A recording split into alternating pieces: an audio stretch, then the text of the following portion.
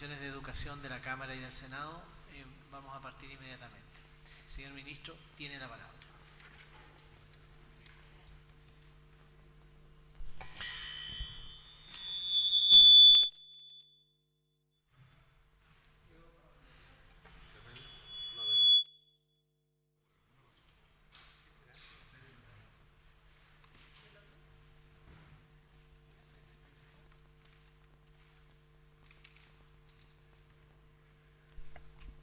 Ahí sí, sí.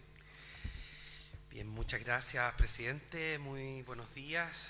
Saludar, ¿no es cierto?, a la senadora Proboste, la senadora Plasencia, la diputada Plasencia, el diputado Schubert, la diputada Schneider. Tal como está establecido para esta sesión, la idea es poder hoy día dar cuenta de el estado de avance de la Estrategia Nacional de Educación Pública. Si recordamos, ¿no es cierto?, la ley que crea la educación pública exige que este servicio tenga y cuente, ¿no?, más bien con una estrategia que tiene entre sus propósitos poder resolver las deudas, ¿no?, anteriores de la educación pública y que reflejan, ¿no?, esta búsqueda permanente por la calidad educativa. Sabemos, ¿no es cierto?, que sobre esta estrategia probablemente es que va a haber mucha discusión, opiniones, que van a ser total y absolutamente pertinentes, precisamente para poder incorporar algunas mejoras que nos han sido señaladas por este Congreso, representado en sus senadores y diputados, ¿no? Así que rápidamente voy a partir con la presentación. Es mucha información, pero no quisiera ocupar el tiempo necesariamente en la presentación, sino más bien dejar espacio para la discusión, para la conversación.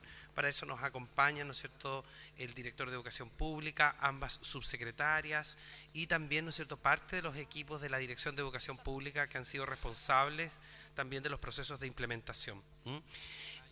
Si la presentación la podemos visualizar. Sí, un segundito.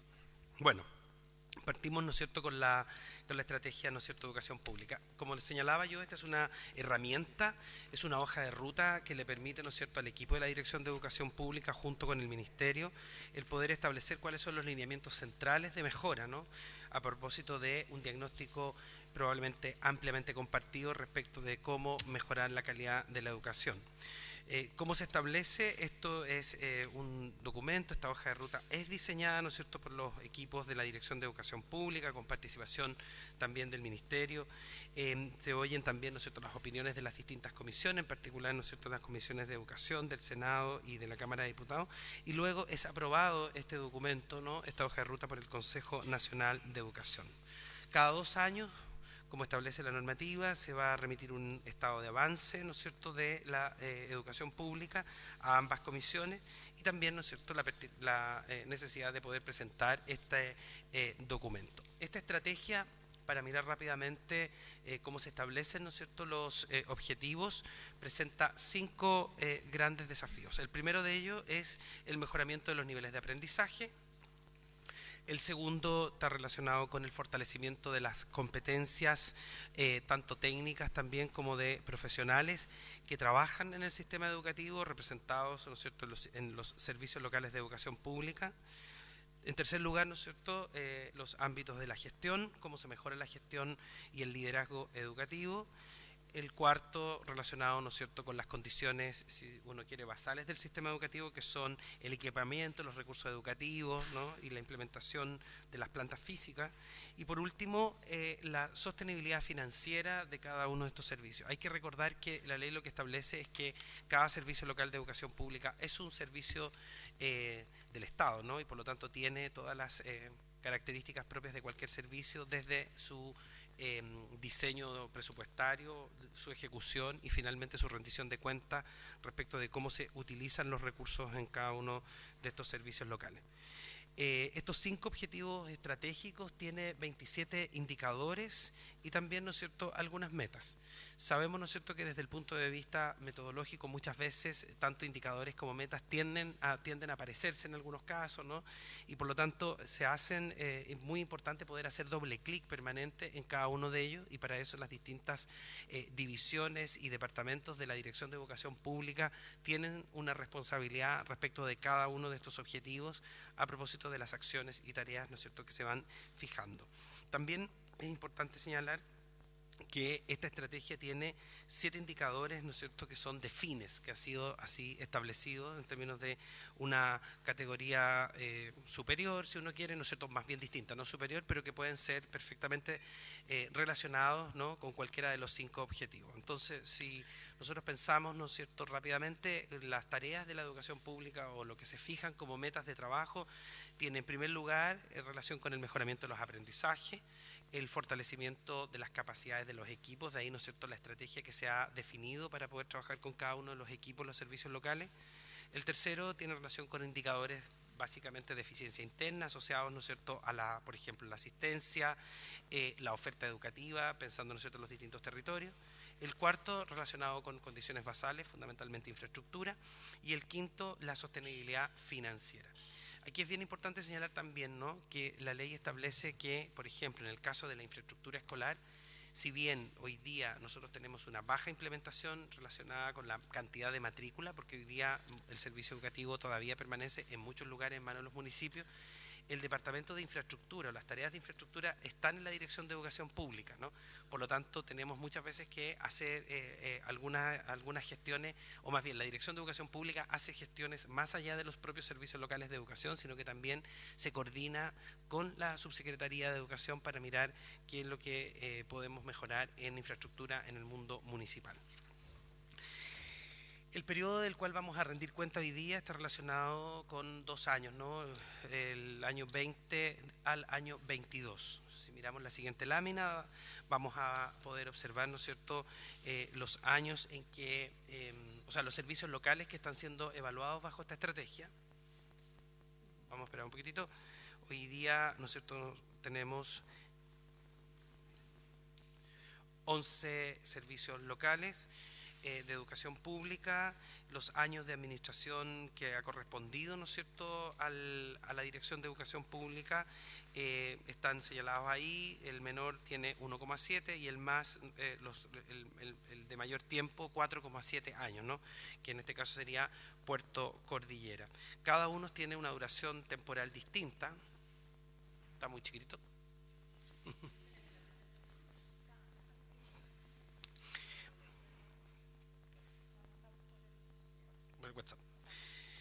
Bien, entonces es importante señalar la vigencia primero, ¿no es cierto?, de la educación pública y la temporalidad que tiene el desarrollo, ¿no es cierto?, en cada uno de los servicios locales, en términos de los años en que ha sido responsable la Dirección de Educación Pública.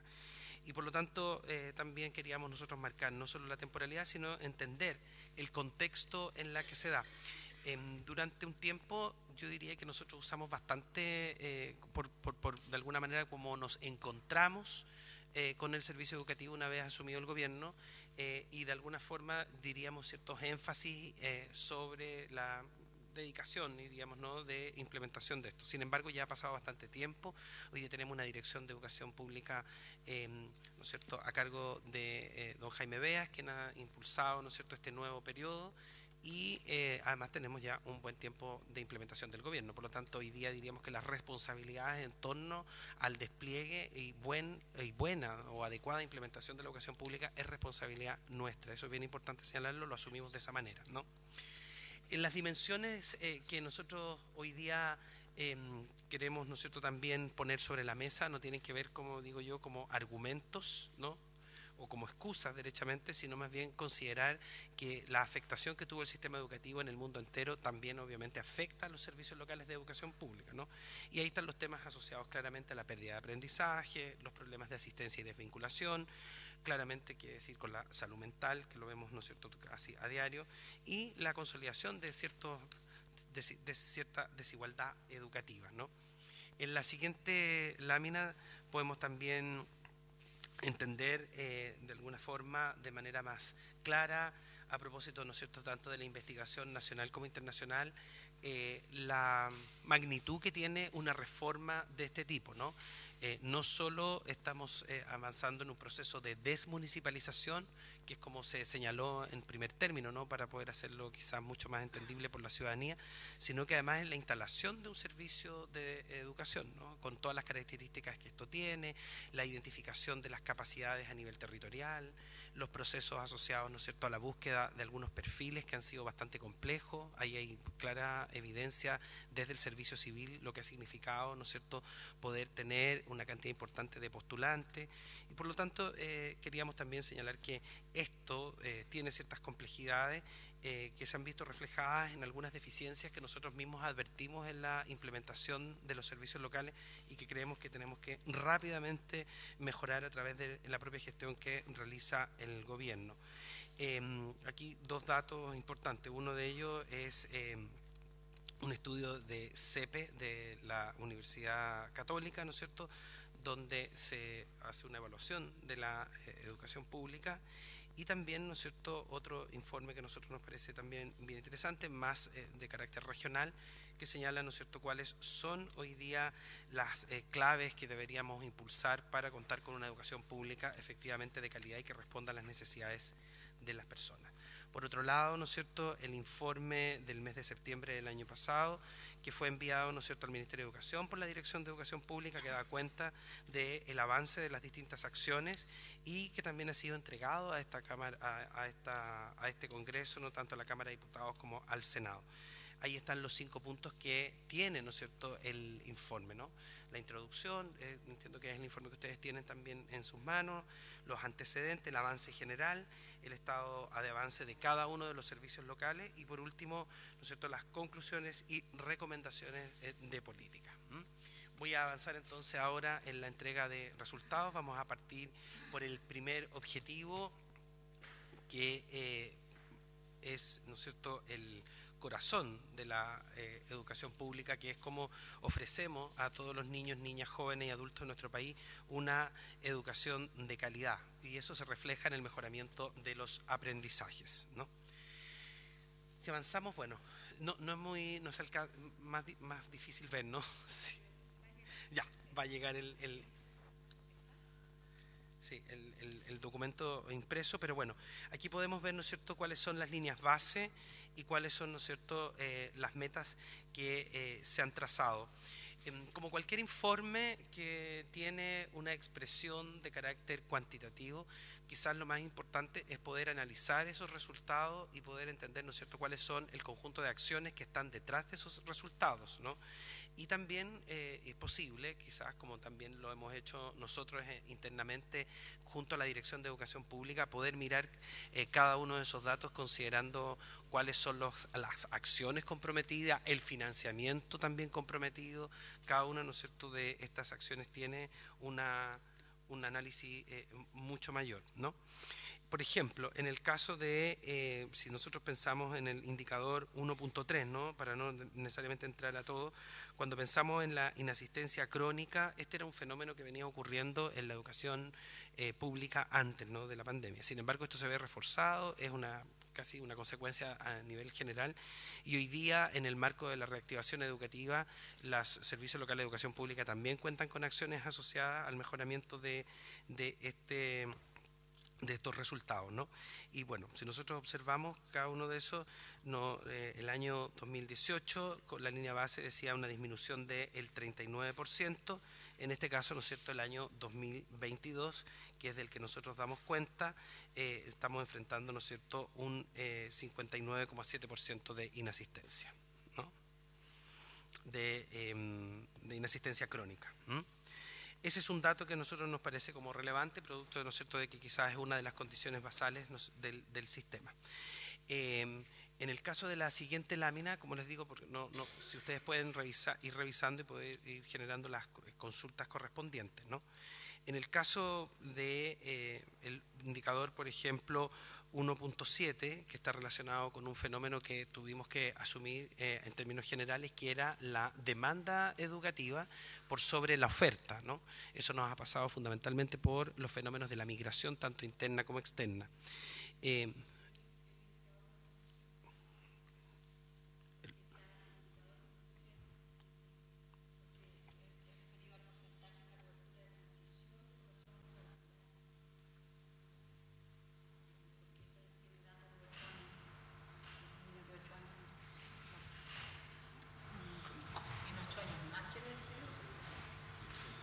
Claro, en la meta.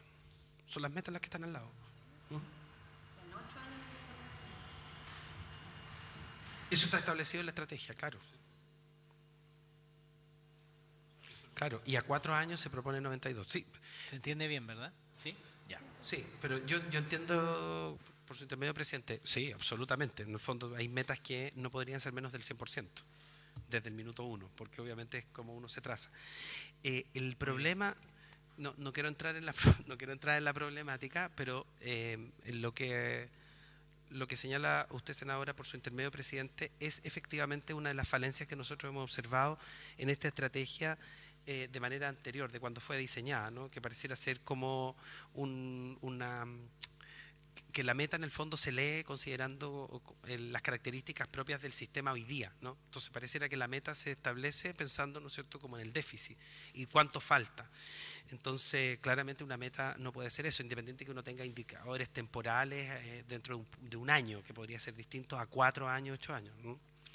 Ese, sí, se entiende entonces el punto. Bueno.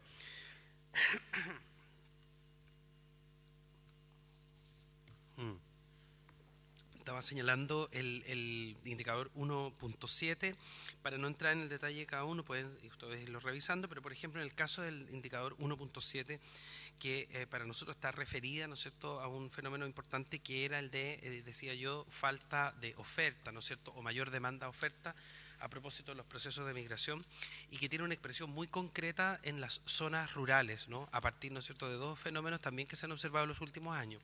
Esta migración interna, los procesos como de parcelación, pero también, ¿no es cierto?, la cantidad de personas que han llegado a vivir a distintos lugares de Chile que no tenían una oferta educativa amplia, o que más bien sus establecimientos eran más bien pequeños para una matrícula muy acotada y que han tenido que aumentar. En este caso, por ejemplo, que se mira específicamente la educación de adultos, el porcentaje del 2019 como línea base era 60%, se fija a 4 años 80% y a 8 años 100%, ¿no? Discutible también obviamente los indicadores pensando en las metas, y el año 2022, años anteriores no pudimos informar, y el año 2022 entonces podemos informar un 61,1%, ¿no?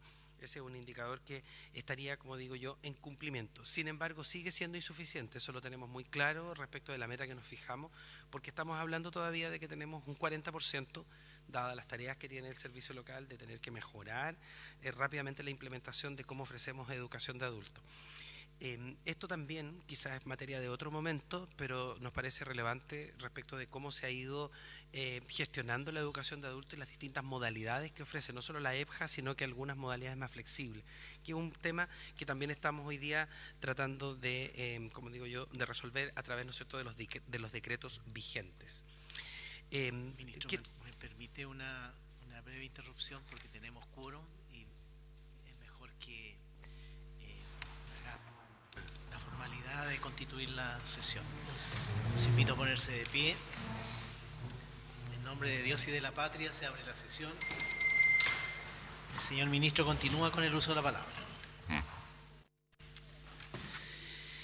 En el caso de lo que nosotros queremos mostrar, ¿no?, en la siguiente lámina, es poder relevar el trabajo que se ha realizado en las distintas unidades o desde las distintas unidades de la Dirección de Educación Pública, que están relacionadas, ¿no es cierto?, ciertamente con los indicadores anteriores. En esto yo creo a lo mejor compartir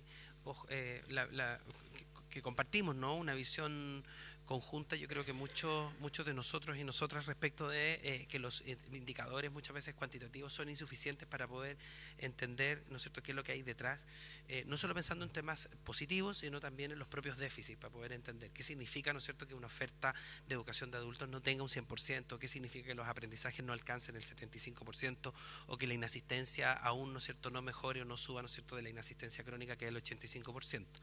Pero también queríamos nosotros poder relevar, porque estamos convencidos de que tenemos que impulsar esta modalidad hoy día, ¿no es cierto?, esta transformación efectivamente grande, social, importante, que tuvo acuerdo y que hoy día la entendemos muy altamente cuestionada, pero que nos sentimos también a la vez muy comprometidos de poder mejorarla tal como está. Sabemos que hay que hacer muchos ajustes y probablemente el ejercicio en esta comisión conjunta va a ser precisamente eso, recoger la crítica, recoger, ¿no es cierto?, las observaciones, recoger, ¿no es cierto?, la disconformidad que ustedes expresan a partir de sus territorios para poder hacer estas mejoras, ¿no? Bueno, aquí tenemos algunos ejemplos de lo que nosotros entendemos que son precisamente las acciones que hay que fortalecer desde la Dirección de Educación Pública a partir de los distintos equipos, ¿no? Si ustedes miran, estas tres fotografías expresan lo que se entiende hoy día que es la manera en que entendemos el acompañamiento de carácter técnico-pedagógico para el fortalecimiento de las capacidades, ¿no? Esto es un gran desafío porque la asistencia técnica que entrega el Estado, ¿no?, o que entregó el Estado tradicionalmente e incluso, ¿no es cierto?, en algún caso la oferta privada que se traduce en la asistencia técnica educativa, las ATE, muchas veces no tiene relación con el fortalecimiento de las capacidades de los propios centros educativos. Si hay un convencimiento al interior de la Dirección de Educación Pública es precisamente el contrario, ¿no?, que son, por ejemplo, los instrumentos de planificación estratégica, los que permiten hacer la conversación con los equipos directivos, con los profesores, en este caso más bien con las direcciones de educación pública, sobre cuáles son las competencias que hay que desarrollar, tanto en los líderes educativos, directores, directoras, como también, ¿no es cierto?, en el profesorado, en términos de las acciones y la política que hay que ir implementando. Nosotros sabemos que, por ejemplo, un buen trabajo con los equipos de la dirección de los servicios del ámbito educativo, las llamadas UATP, claramente fortalecen, ¿no?, en la medida, ¿no es cierto?, en que eso después se transmite como una manera de entender el trabajo técnico en los propios establecimientos, va precisamente, ¿no es cierto?, a mejorar. Nosotros también hemos visto importante, ¿no?, que sean los servicios locales de educación pública los primeros, ¿no es cierto?, en implementar la política educativa. Esa es precisamente la relación que se establece con la Subsecretaría de Educación, con la Subsecretaría de Educación Parvularia y también con la Subsecretaría de Educación Superior, pensando, ¿no es cierto?, en la trayectoria educativa en su conjunto. Cómo nosotros tenemos una oferta que sea efectivamente de calidad, que abarque desde la educación parvularia hasta la vinculación que van a tener los estudiantes, por ejemplo, de educación media, en el mundo universitario, en el mundo técnico profesional, centro de formación técnica. O sea, hoy día esta visión territorial que tienen los servicios locales de educación pública se coordinan, ¿no es cierto?, esperamos que cada vez mejor, con la oferta que existe de educación superior, técnica o universitaria en los propios territorios. Tenemos experiencia de eso también, ¿no? Si continuamos, ¿no?, también vemos que en la educación pública ha logrado, recogiendo la experiencia anterior, sin duda que esto no parte de cero, sino que también tiene mucha riqueza a partir de la implementación previa, ¿no?, de lo que se realizaba en los propios municipios, en muchos de ellos, y que se comienza, ¿no es cierto?, a fortalecer cuando vemos que son más de un territorio municipal el que se combina para constituir un servicio local de educación pública, los sellos de carácter territoriales, ¿no? O sea, por ejemplo, cuando miramos, ¿no es cierto?, las escuelas de rock, que siempre es la que yo digo, ¿no es cierto?, que es una tremenda oferta para jóvenes que muchas veces enfrentan situaciones graves de vulnerabilidad en el servicio local Gabriela Mistral. O el cómo se ha dado con las restricciones que entendemos hoy día todavía siguen existiendo, la educación parvularia en el servicio local Gabriela Mistral, o la orquesta pública, ¿no es cierto?, de todos los establecimientos del servicio local de Valparaíso, o los sellos, por ejemplo, que cada uno de estos servicios locales ha podido implementar, por ejemplo, en el caso de Barranca, a través del sello medioambiental, o qué sucede, por ejemplo, con el servicio local de Costa Araucanía, que claramente tiene un sello intercultural y de valoración de las comunidades indígenas, dado, ¿no es cierto?, quienes viven en ese territorio. Entonces, una oportunidad que ha tenido, ¿no es cierto?, o que tienen los servicios locales de educación pública es precisamente relevar ese sello territorial. Otra cosa importante que se ha dado en los servicios locales de educación pública y que claramente aportan para conseguir los indicadores de los cuales mencionamos anteriormente, que son más cuantitativos, aquí estoy mirando o dando a conocer una visión de carácter más cualitativa, es precisamente el potenciar el trabajo en red. Hay una responsabilidad en esto de la unidad, ¿no es cierto?, de la División de Política Educativa de la Dirección de Educación Pública, que trabaja con todos los servicios locales y que lo que ha hecho es que ha fortalecido precisamente el trabajo en red. Y ese trabajo en red se expresa en, por ejemplo, la red de encargados de escuelas rurales, los encargados de escuelas especiales, la red también, ¿no es cierto?, que trabaja por la lectura y la escritura, la red de encargados de convivencia escolar, un tema que nos parece muy relevante hoy día a propósito de los temas de salud y clima, la red de encargadas de educación parvularia y también una red que nos parece bien interesante que es el de niveles de transición dentro de las escuelas, en el fondo cómo se asume, ¿no es cierto?, esa etapa de la trayectoria educativa que va entre kinder, prekinder, primero y segundo básico, que también aquí se ha hecho un trabajo mancomunado con la Subsecretaría de Educación Parvularia. Por ejemplo, ahí tenemos una expresión muy concreta, por ejemplo, aquí son profesionales de SLEP, encargados de educación parvularia. Están todos representados, cada uno de los SLEP, y vemos cómo se trabaja directamente con la Unidad de Apoyo Técnico-Pedagógica de la Dirección de Educación Pública. Participa también en algunas ocasiones la Subsecretaría de Educación Parvularia a propósito, ¿no es cierto?, de aquello que se quiere potenciar. Y esto tiene unas características bien importantes, porque tenemos que pensar que la actual ley que permite el sistema de aseguramiento de la calidad tiene también ciertos énfasis. Sabemos que tenemos indicadores de eficiencia o indicadores de desempeño, ¿no es cierto?, que son evaluados permanentemente, y además un sistema de aseguramiento en educación parvularia que tampoco está tan difundido y tan conocido, ¿no? Entonces, si nosotros miramos, esta es una expresión concreta de lo que significa el trabajo en red y la colaboración como principio, ¿no es cierto?, de la acción que se está desarrollando. En la siguiente lámina, para ir más rápido, por ejemplo, podemos ver todas las redes que constituyen, ¿no es cierto?, las 8 redes que son parte de los 11 servicios locales y que permiten, ¿no es cierto?, hacer estas vinculaciones y que tienen un carácter no totalmente autónomo, pero que sí tienen la posibilidad de poder también hacer producción de conocimiento propio, ¿no?, considerando cada uno de estos territorios. O sea, es una expresión que es distinta, no, si ustedes se dan cuenta aquí intervienen de alguna manera los departamentos provinciales, pero no necesariamente están presentes, ¿no? Esta es la red interna que tiene el servicio local o los servicios locales para compartir estas temáticas que cada una de ellas, ¿no?, son finalmente o impulsan acciones que tributan finalmente al logro de esos objetivos, ¿no? Sabemos, por ejemplo, que en la educación parvularia es importante tener distintas estrategias para lograr superar los niveles de inasistencia crónica o grave. Sabemos también, ¿no es cierto?, que la oferta educativa en educación parvularia está altamente tensionada, ¿no es cierto?, dada la falta de georreferenciación que siempre tuvo y que hoy día, ¿no es cierto?, es parte de lo que está impulsando la subsecretaria. Por eso la coordinación permanente que hay también entre el director de educación pública y las distintas subsecretarías. Si bien la jefatura del servicio la desarrolla la subsecretaría de Educación, eso no implica, ¿no es cierto?, que la Dirección de Educación Pública no tenga coordinación frecuente tanto con educación parvularia como con educación superior a propósito, ¿no es cierto?, de la oferta que debemos garantizar para la trayectoria educativa. En la siguiente lámina, voy a ir más rápido, por ejemplo, es la red de lectura y escritura. En este caso, por ejemplo, la red está al interior de la SLEP de Barranca, ¿no? Esa es una muestra en el fondo de cómo se coordinan los distintos establecimientos para poder desarrollar algunas acciones en conjunto que están claramente vinculadas con el plan de reactivación educativa y su primer eje, su segundo eje, que es la recuperación de aprendizaje y la consolidación del proceso de lectoescritura, que sabemos que fue aquello más deficitario durante la pandemia, ¿no? El cómo se consolida este proceso, que sabemos que quienes la hicieron probablemente primero, segundo básico durante la pandemia, el año 2021, tienen mayores dificultades, ¿no? Entonces, esta es una muestra de aprendizaje o de inteligencia colectiva puesta al servicio, ¿no es cierto?, de todas las escuelas. Esto es un cambio, es más cualitativo, pero sabemos, ¿no es cierto?, que cuando venimos de un sistema educativo que lo que ha estimulado y promovido es la competencia entre establecimientos, y que esto se daba al interior, ¿no es cierto?, en los municipios, muchas veces pensando incluso a veces en establecimientos que podían tener mayor o menor de desarrollo, es muy importante el cambio que se da, ¿no?, respecto de entender que el territorio completo colabora para la mejora sistémica, no solamente para algunos de los establecimientos. Eso es un cambio que claramente va a demorar un tiempo porque tiene que ver con creencias propias, ¿no es cierto?, que tienen los propios establecimientos, pero que nosotros entendemos que ha dado buenos resultados.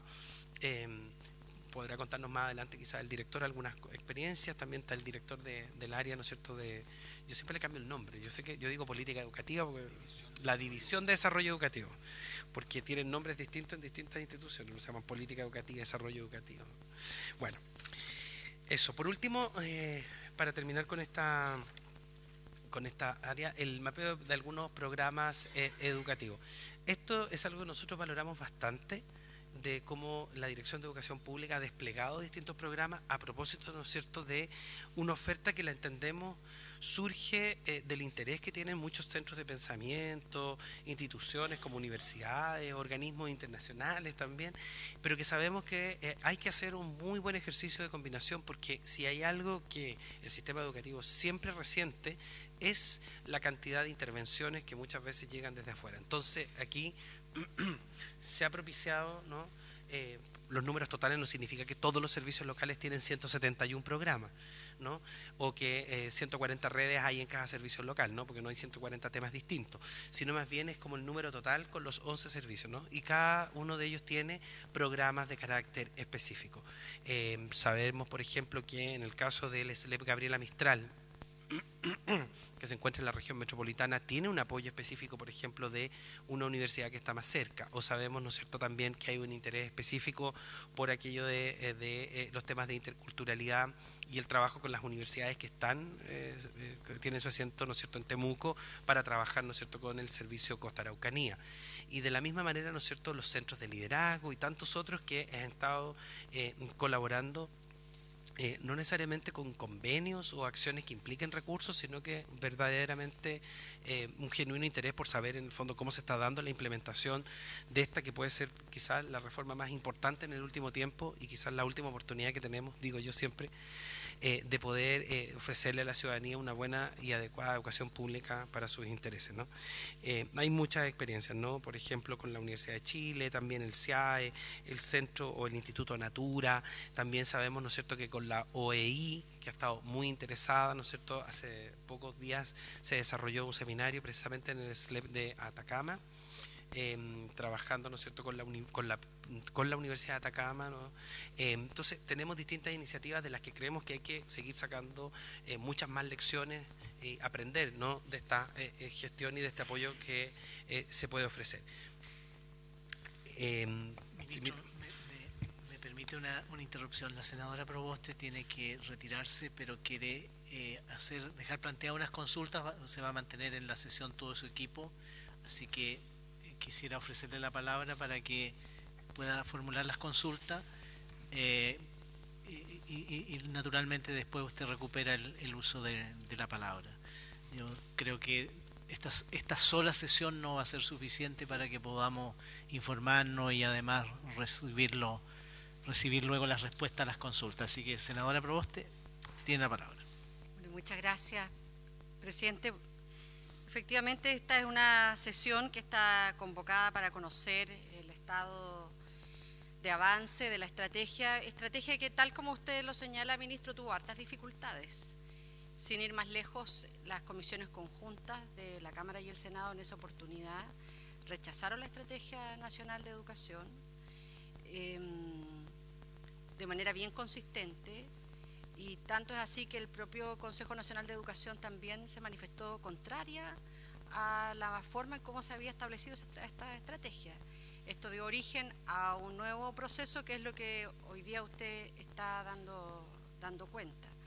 Y por eso que también a todos nos llama la atención en que las metas que se proponen son metas muy bajas, particularmente en educación inicial. pero más bien mis preguntas no necesariamente están referidas a esos puntos respecto de los indicadores, sino en que esta presentación suya coincide con la liberación de los datos del día de ayer del Ministerio de Hacienda, particularmente de la Dirección de Presupuesto y de las ejecuciones presupuestarias. Y ahí vemos con mucha preocupación, yo hasta donde usted estaba planteando y tuve la ocasión de revisar ya las 52 láminas de su presentación, en general creo que es bien valioso el que se vinculen, primero que se establezcan estos objetivos con claridad, estos 5 objetivos, estos 7 objetivos más transversales, que se vayan vinculando cada una de las acciones. Creo que eso es bien ordenador y creo que eso es un avance bien importante, pero en lo que me resulta inconsistente, ministro, por su intermedio, presidente, es que, por ejemplo, cuando uno ve los datos de presupuesto, el Ministerio de Educación es un ministerio que tiene una cantidad de recursos muy significativos, cerca de 16.800 millones de dólares, es el presupuesto de la cartera. Y cuando uno revisa algunos programas pro calidad que debieran estar vinculados a estos objetivos estratégicos, por ejemplo, el fortalecimiento a la educación escolar pública, que es un programa clave en la educación pública, que este año tiene un presupuesto de 362.000 millones, resulta que a junio solo lleva ejecutado un 39%. ¿Sí? El dato, todo este dato público, dato liberado en el día de ayer por la Dirección de Presupuesto. Dentro de los programas está el FAEP de los servicios locales, donde los 33.000 millones están transferidos, lo que no ocurre con los FAEP municipal, en donde apenas se ha entregado un 7%. Este retraso, tal vez la respuesta es, bueno, este retraso siempre es así. Lo que ocurre es que ustedes comprometieron acelerar la ejecución. Lo comprometieron en variadas sesiones.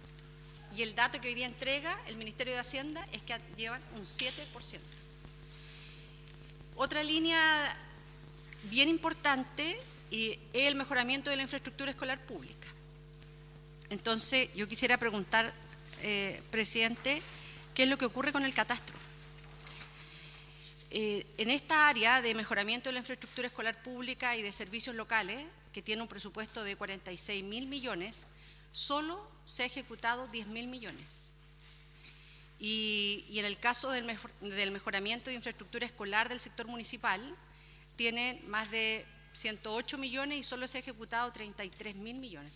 O sea, en suma, estos dos programas solo han ejecutado un 27% del presupuesto. Entonces, a mí me gustaría conocer cuáles son las causas de este retraso, que además ha sido advertido en marzo. Pero además, presidente, mire, tenemos otro problema. Y es el problema que lo conversábamos el día viernes con el ministro Mario Marcel, en una reunión que tuvimos en mi calidad de jefa de la bancada. Porque resulta que frente a la situación y a la crisis de la pandemia, el Ministerio de Obras Públicas decidió modificar la forma en cómo se calcula el pago para las empresas que postulan al Ministerio de Obras Públicas, y esa fórmula, que también aplicó el Ministerio de Vivienda, se aplicó en general en todos los servicios públicos, incluidos los gobiernos regionales. Entonces, la dificultad que tenemos es que los gobiernos regionales no han actualizado el algoritmo de pago con estas modificaciones y no se lo han pagado, y tenemos un conjunto de empresas que están a punto de quebrar. En el ámbito de educación nos ocurre lo mismo. Yo voy a dar solo los casos de Atacama. Las empresas que han hecho sus trabajos en Jardín Infantil Llanos de Ollantay, Manuel Rodríguez, en Jardín Infantil Punta Negra, en los proyectos de salas modulares de la Escuela Byron Giroux, del Liceo Manuel Blanco Encalada, solo por poner este ejemplo. Le estoy dando, presidente, ejemplos concretos para no hablar de generalidades, aquí no, concretos. Bueno, y cuando uno le pregunta al servicio local, ¿qué pasa? ¿Por qué no le pagan? Pues tenemos este dato, ¿no es cierto? No se utilizan los recursos, y por otro lado tenemos este dato que las empresas dicen estamos a punto de quebrar porque no nos han pagado. Entonces el servicio local nos dice, no es un problema nuestro, es un problema de la DEP. Nosotros le mandamos toda la información a la Dirección de Educación pública. Entonces yo quiero, particularmente respecto de estos puntos, del Jardín Infantil Llanos de Ollantay, Manuel Rodríguez, del Jardín Infantil Punta Negra, de las salas modulares de la Escuela Byron Girú y del Liceo Manuel Blanco Encalada, quiero pedir que la Dirección de Presupuesto nos diga cuándo enviaron a la DIPRES la identificación presupuestaria para poder pagar. Porque cuando el ministro nos plantea en que uno de los ejes es mejorar la gestión, uno dice, ya, pero aquí han pasado 2 meses, pues va a ser un oficio. Y no tenemos problema de personal, pareciera que tenemos exceso de personal en algunos casos. Entonces, me gustaría conocer cuál es la lentitud, cuál es la causa de esta lentitud en tramitar decretos de identificación presupuestaria. Volviendo al tema de la preocupación que tenemos por la baja ejecución del gasto, cuando uno mira los datos en la Junta Nacional de Auxilio Escolar y Beca, que este es un presupuesto bien clave en materia de programas de equidad educativa. Y quiero en esto también, presidente, expresar mis más profundas condolencias a la comunidad educativa del Servicio Local de Educación, particularmente del Liceo Tecnológico, por la lamentable deceso de una estudiante en el día de ayer.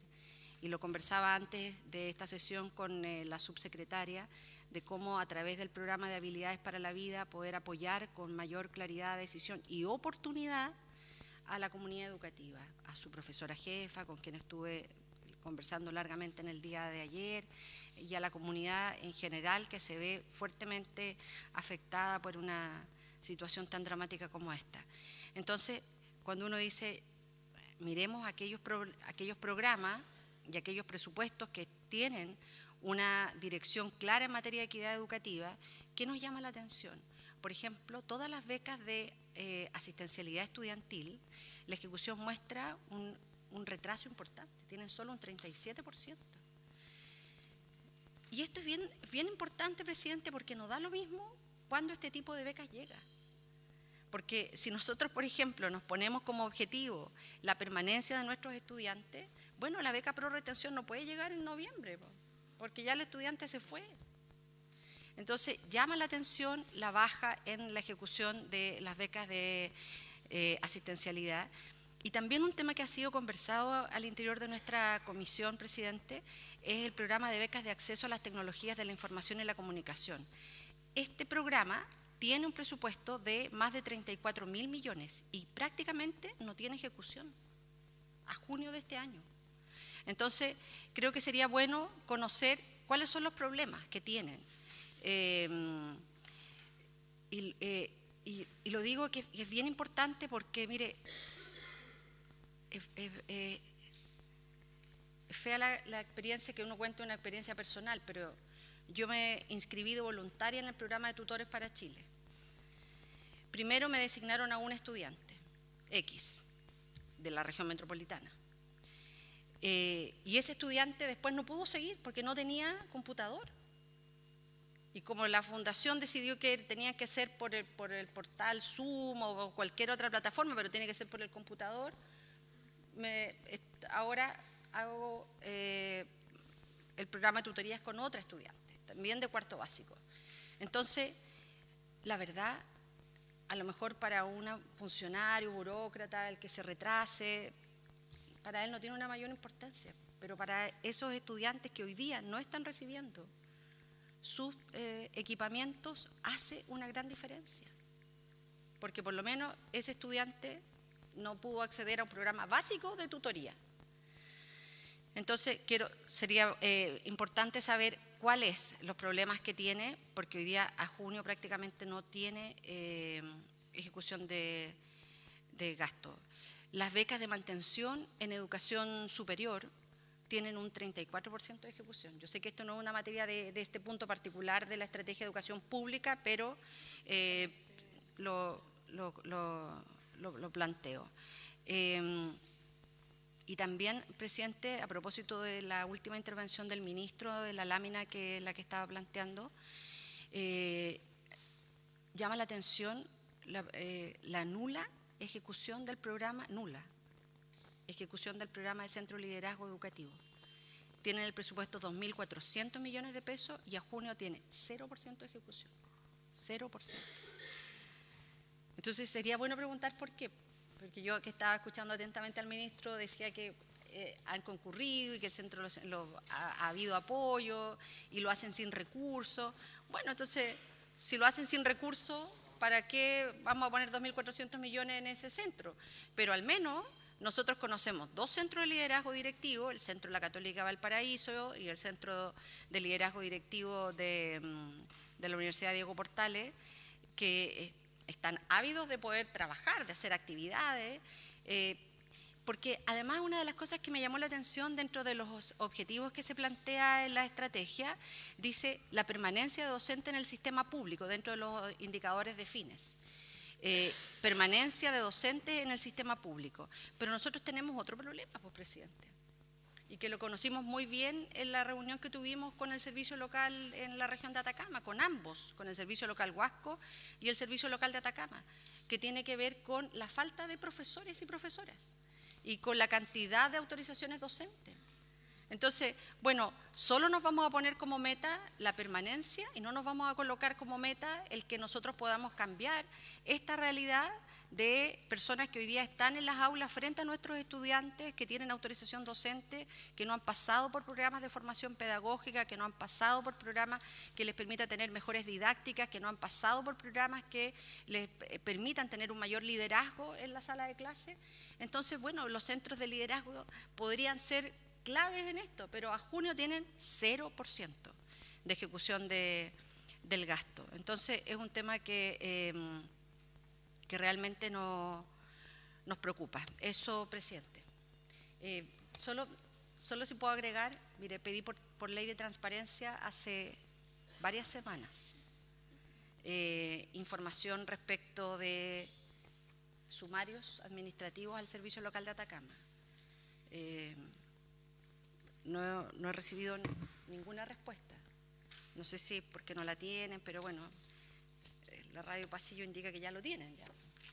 Entonces sería bueno saber cuáles son los resultados de ese sumario, cómo están resguardados los recursos públicos, cuáles son las medidas administrativas y si es que han tomado otro tipo de acciones de enviar a la justicia situaciones altamente irregulares en el Servicio Local Atacama. Eso, presidente. Muchas gracias, senadora. Mire, yo sé que probablemente no corresponde estrictamente al objetivo de esta sesión, pero agregando a la intervención de la senadora Proboste, y dado que nosotros como Comisión de Educación del Senado nos constituimos en la región de Atacama, yo también estaba mirando el informe de ejecución presupuestaria al primer semestre, que fue publicado ahora el fin de semana, y a mí me llama la atención y me preocupa enormemente, porque además tengo una situación parecida en la región de la Araucanía. Ingresos del Servicio Educativo Atacama, 41.000 millones. Egresos, 51.500 millones. Resultado, menos 10.400 millones. Entonces, yo lo asocio con lo que decía la senadora, de que hay muchas cosas que no se han pagado, muchos beneficios que no llegan.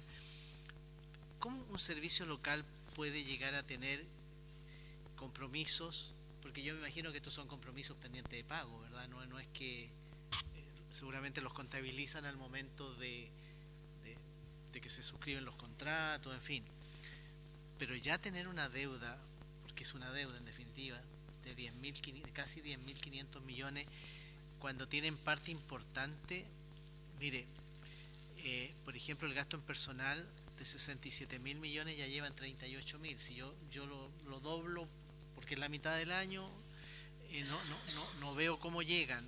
Bienes y servicios de consumo, 9.800 millones, tienen ejecutados 6.718, y en prestaciones de seguridad tienen ejecutado muy poquito. O sea, de verdad, creo yo, y va a ser parte de las preguntas que vamos a hacer, si estos servicios, y algunos otros más, probablemente no todos, yo espero que no todos, van a terminar siendo servicios deficitarios al 31 de diciembre. Bueno, Ministro, recupere la palabra para Sí, que continúe no, con su muy exposición. cortito, quizá antes que se retire, senadora. No, muy cortito. Como hacer bien propio estas advertencias, ¿no? Sugerencias, comentarios, ¿no? Que están bien fundados, que nos hace la senadora Proboste, porque yo ahí creo que efectivamente hay, o esta instancia debería permitirnos poder hacer esos doble clic y responder, ¿no es cierto?, por cada uno, no solo cada uno de los servicios, sino como estos compromisos que sin duda alguna son de largo plazo. O sea, cuando uno piensa, ¿no es cierto?, la ejecución de los sistemas de beca, está también garantizando el derecho a la educación y que los niños lleguen, ¿no? O cuando uno mira la dificultad en el pago de los... gracias. En la dificultad en el pago que tenemos hoy día de obras, claramente eso dificulta el servicio educativo, es parte de, ¿no? O sea, en ningún caso yo lo miraría aparte, sino que creo que tiene una relación directa y tributa a esta estrategia de educación pública. Entonces, es parte de esos déficits, ¿no? Cuando nosotros decimos que una tarea es la recuperación de aprendizaje, no es solo lo que se pasa dentro de las salas de clases, son todas las condiciones que se generan para contar con profesores en algunas zonas, porque en algunos lugares tenemos mayor cantidad de profesores disponibles, en otras zonas no, y eso tiene que responder. En los próximos días se va a entregar el estudio de déficit docente y la estrategia que va a impulsar el CPIP para poder, ¿no es cierto?, tener y captar mayor interés de profesores y una redistribución. Sabemos que hay una deuda con eso, ¿no? Lo mismo pasa con la infraestructura. Son condiciones basales, no son menores, son sumamente importantes porque hablan de la dignidad, ¿no es cierto?, de la educación y también de las condiciones para que se produzca aquello que queremos, una mejor interacción, mejor aprendizaje. Lo mismo, ¿no es cierto?, con los fondos de apoyo a la educación pública. Entonces, recogemos cada una de estas cosas. Yo le voy a pedir a los subsecretarios, a la subsecretaria y también al director que podamos, ¿no es cierto?, recoger cada una de estas y ponerlas, ¿no es cierto?, en la próxima sesión para responder, y lo mismo, ¿no es cierto?, con el oficio que tengan pendientes, ¿no? Respecto del tema de financiamiento, lo vamos a tocar en uno de los objetivos, pero va a ser bueno poder abrir esa discusión también sobre financiamiento, que es del financiamiento de la educación, pero que tiene hoy día su expresión muy concreta de acuerdo a la sesión que estamos trabajando en la educación pública. Continúo entonces, presidente, ¿sí? Ya, voy a ir un poquito más rápido a lo mejor para que tengamos tiempo para las consultas y para todos estos comentarios que nos han hecho ahora. En el caso del objetivo número 2, y que se titula Fortalecimiento de Capacidades, estamos pensando, ¿no es cierto?, en todos quienes trabajan en los servicios locales, ¿no? Asistentes de la educación, funcionarios, docentes, educadoras de párvulo, y aquí fundamentalmente compartir algunos de estos indicadores.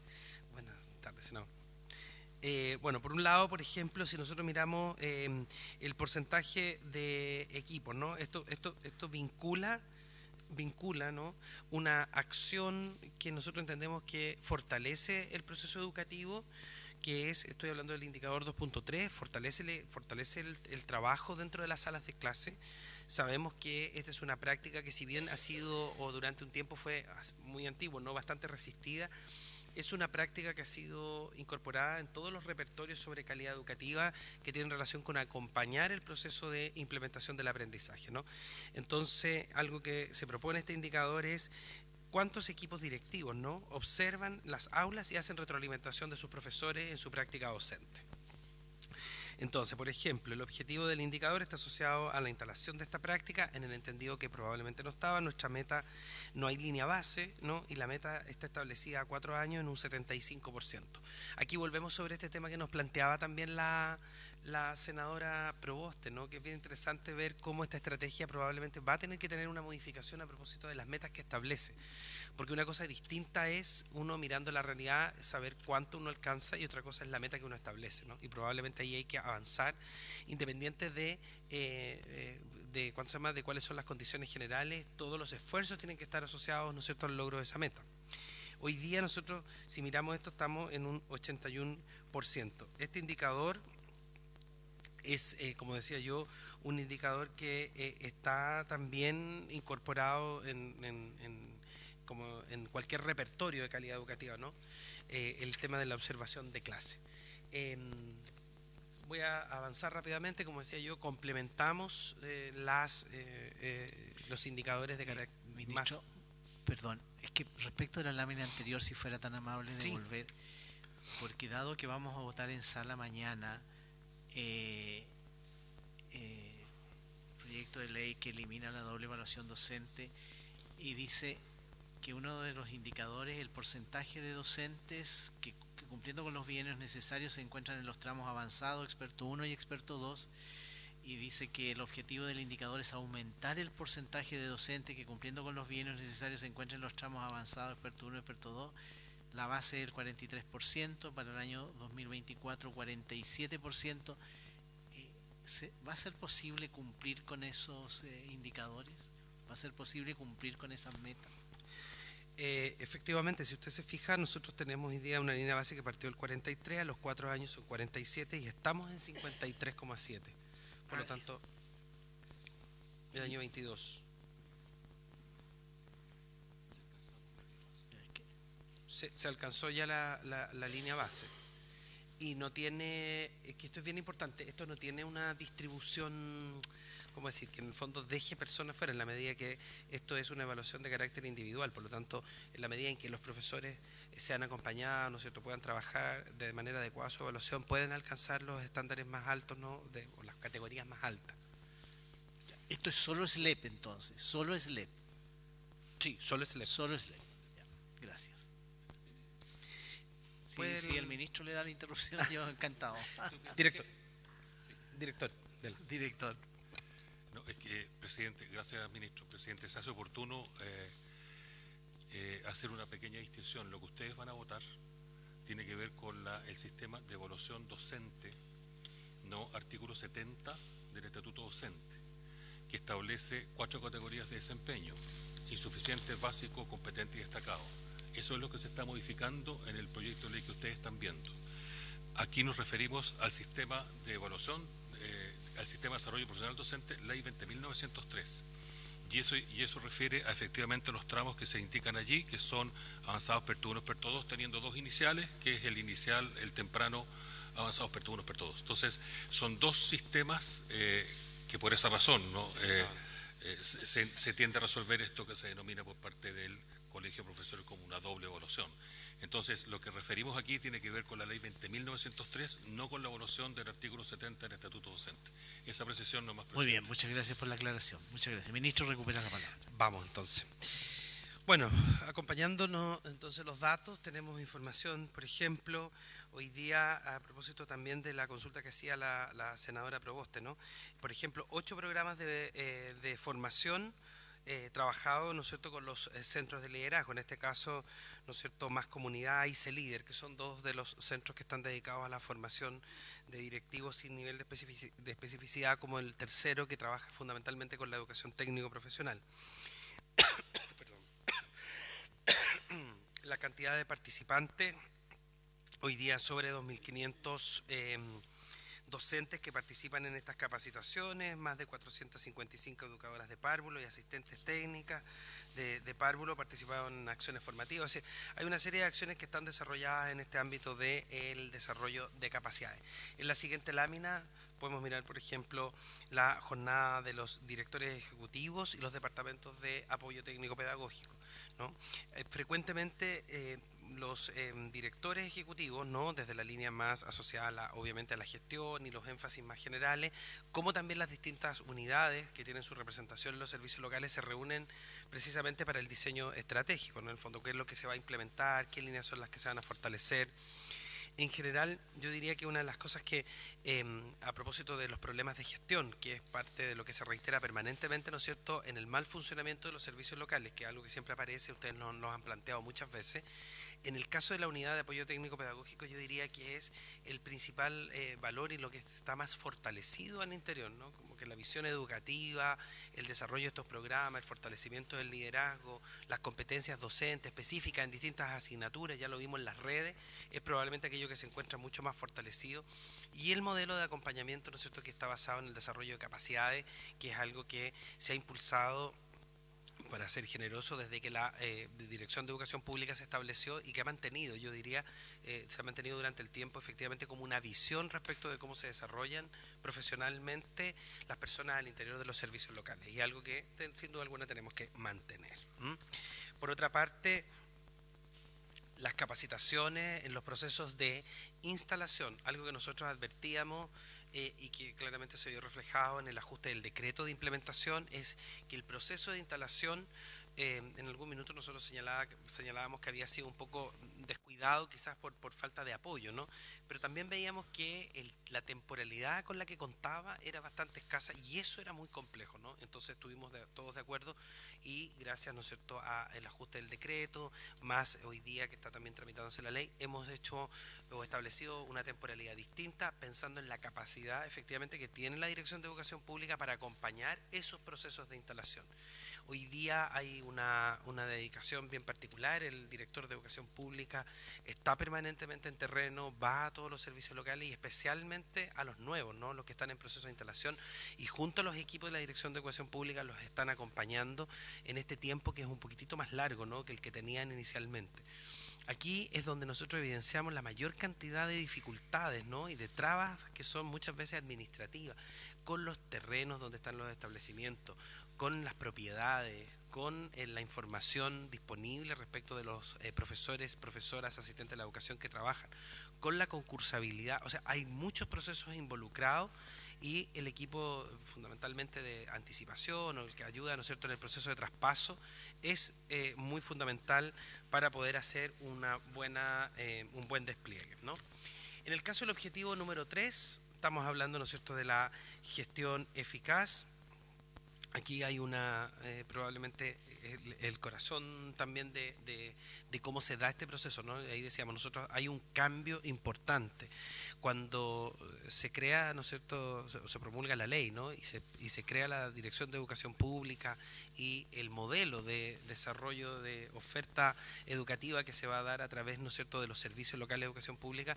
Estamos haciendo un ajuste, un cambio, quizás por eso diría yo, la reforma estructural más importante de los últimos tiempos, porque es la instalación de un servicio que, al igual que cualquier servicio del Estado, tiene un tiempo importante, ¿no es cierto?, de adaptación, de diseño, que además tiene que resolver problemas muy importantes del propio territorio, como asumir los funcionarios y funcionarias de los departamentos de educación y corporaciones, la incorporación del profesorado, la instalación de una línea. Entonces, también sabemos que hay una natural reproducción de cómo se han venido haciendo las cosas hoy día considerándolo en otro espacio, y la verdad es que esto no es así. Esto tiene clave territorial, esto tiene, ¿no es cierto?, una vinculación distinta, ¿no es cierto?, con el Ministerio de Educación, porque son parte, ¿no es cierto?, del propio Ministerio como órgano rector, la Dirección de Educación Pública.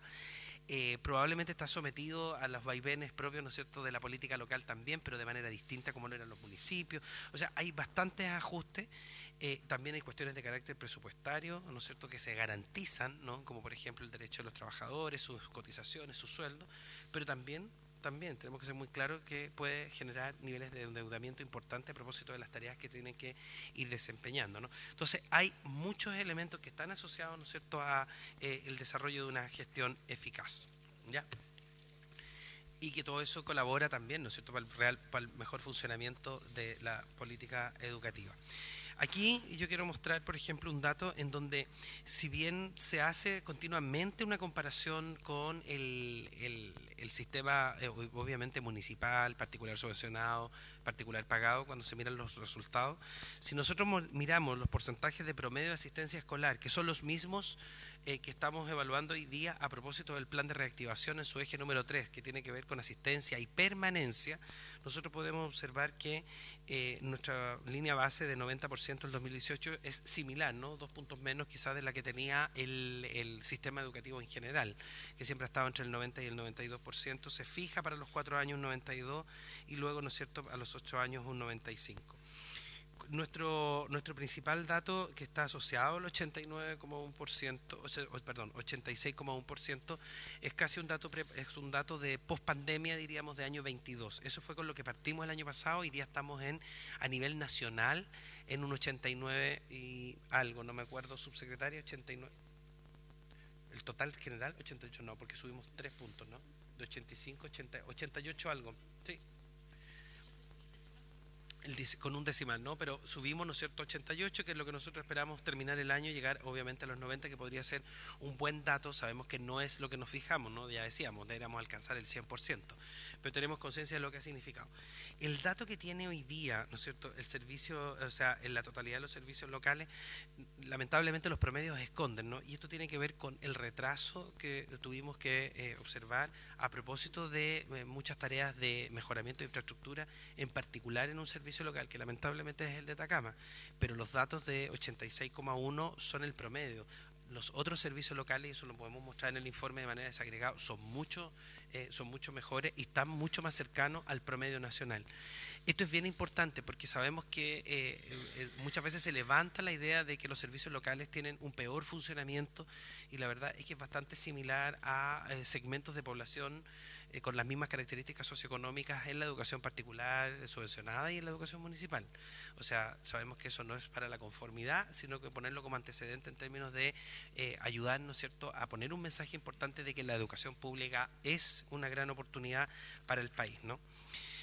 Respecto de la instalación de los servicios locales, aquí podemos observar también, ¿no es cierto?, cómo estamos en esta fase del año 2022, ya han sido habilitadas algunas de las oficinas, están instalados, ¿no es cierto?, los servicios administrativos. Hemos hecho un proceso bien claro y transparente respecto de la instalación de las nuevas direcciones de educación pública. Un dato no menor es que nosotros, cuando recibimos el gobierno, se nos nombró 5 de los 6 nuevos servicios locales, y sabíamos la complejidad que significaba esto en términos de volver a retrotraer. Muchas veces en la cultura a veces más tradicional lo que se hace es que claramente, ¿no es cierto?, se declara desierto pensando, ¿no es cierto?, en procesos que estén a lo mejor mucho más vinculados a los sectores políticos que toman o que se hacen cargo del gobierno. Y nosotros en esto fuimos muy claros e impulsamos y dijimos: vamos a trabajar con las personas que el Servicio Civil ha designado como parte de las ternas. Y esto con un fuerte énfasis en lo siguiente, que a mí me interesa que quede muy claro para todos y todas ustedes, ¿no? Es que nosotros en esta y en todas las iniciativas que estamos promoviendo, creemos que hay que ser capaces de instalar políticas de Estado. Este sector es un sector que, si bien está en manos del gobierno, y claramente nosotros somos personas que militamos incluso en partidos y podemos tener una visión política, lo que tenemos que ser capaces de hacer es de poder instalar esto como un desafío del país. Y eso significa no mirar en ningún caso, ¿no es cierto?, la política más pequeña, sino más bien la instalación efectivamente de lo que significa la responsabilidad de la instalación de un servicio de educación pública, ¿no? Esta es la respuesta que las familias esperan. Las familias no están pensando, ¿no es cierto?, en si el personaje es verde, amarillo, azul, rojo, ¿no? Lo que está pensando es cómo esa persona lidera de manera correcta, ¿no? Así como se hizo esa visita, yo quisiera aprovechar también de la visita a Atacama, también de ofrecer la posibilidad, no es tan complejo, quedamos de ir a Costa Araucanía. Yo recuerdo que tenemos ahí una deuda también de hacer una visita similar, y saben también que sería muy interesante el que a lo mejor se pudiera hacer una pequeña comisión de visita a algunos de los servicios que están en procesos de instalación, para ver con el fondo cómo se está dando ese proceso, mirar, ¿no es cierto?, cómo es esto más del tejido que significa, la complejidad. Es bien interesante ver, ¿no? Aquí parte muchas veces una persona que gana un concurso de alta dirección pública, y es una persona que llega verdaderamente casi como con una maleta a la ciudad a vivir a un lugar y no tiene a nadie alrededor. Y comienza un proceso de reclutamiento de un equipo técnico apoyado por la Dirección de Educación Pública, que va arropando y que va constituyendo a distintas personas. Y entonces ver ese proceso, que muchas veces es un proceso que podría ser en soledad, no lo es porque cuenta con el apoyo, ¿no es cierto?, de la Dirección de Educación Pública, y el director ha sido muy firme, fuerte en estar en esos territorios, acompañar a las personas, hacer los diagnósticos compartidos, conversar, y también una vinculación con nuestros CEREMIS, que era algo que no existía. Lamentablemente nosotros creemos un déficit del gobierno anterior, fue eso, vincular también a la autoridad local, ¿no es cierto?, CEREMIS de departamentos provinciales, con precisamente los nuevos servicios locales de educación pública, hay que decir, con los que ya están en instalación. Otra iniciativa que nosotros hemos hecho y que hemos desarrollado, que es complejo porque estamos hablando de órganos que efectivamente son desconcentrados, son descentralizados, que cuestionan la supervigilancia. Yo que obviamente que sé mucho de eso ahora a propósito de mi acusación, quiero decir que también lo que hemos desarrollado ha sido esta iniciativa que nosotros llamamos el SAC ampliado, que en el fondo en cada región, así como a nivel nacional, liderado por las subsecretarias y los subsecretarios, es que hacemos la reunión con la Agencia de la Calidad, la Superintendencia, JUNAEB, incluso sumamos Integra y Junji, y juntamos a todas las instituciones para mirar en perspectiva territorial y regional todo el déficit, ¿no es cierto?, generalmente para resolver situaciones complejas, el déficit educativo, qué es lo que nos pasa, y se vinculan, ¿no?, cada uno de estos servicios para buscar soluciones.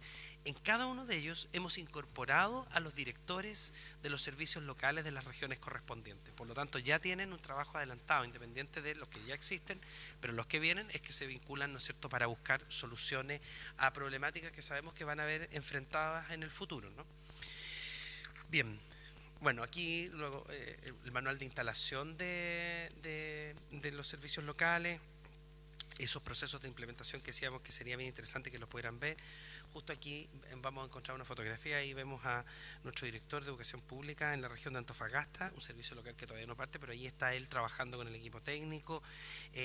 Más acá, ¿no es cierto?, en la región metropolitana se ve al director nuevamente trabajando con el alcalde Castro y la alcaldesa Delfino, que van a constituir, ¿no es cierto?, también un servicio local. O sea, hay una vinculación muy estrecha precisamente entre la dirección trabajado, ¿no es cierto?, con la autoridad local que va a ser parte de ese servicio local. Aquí estamos viendo también en la región del Maule y también, ¿no es cierto?, al equipo en la región del Biobío, donde se van a instalar también un nuevo servicio local. Esta anticipación nosotros creemos que es fundamental para poder lograr.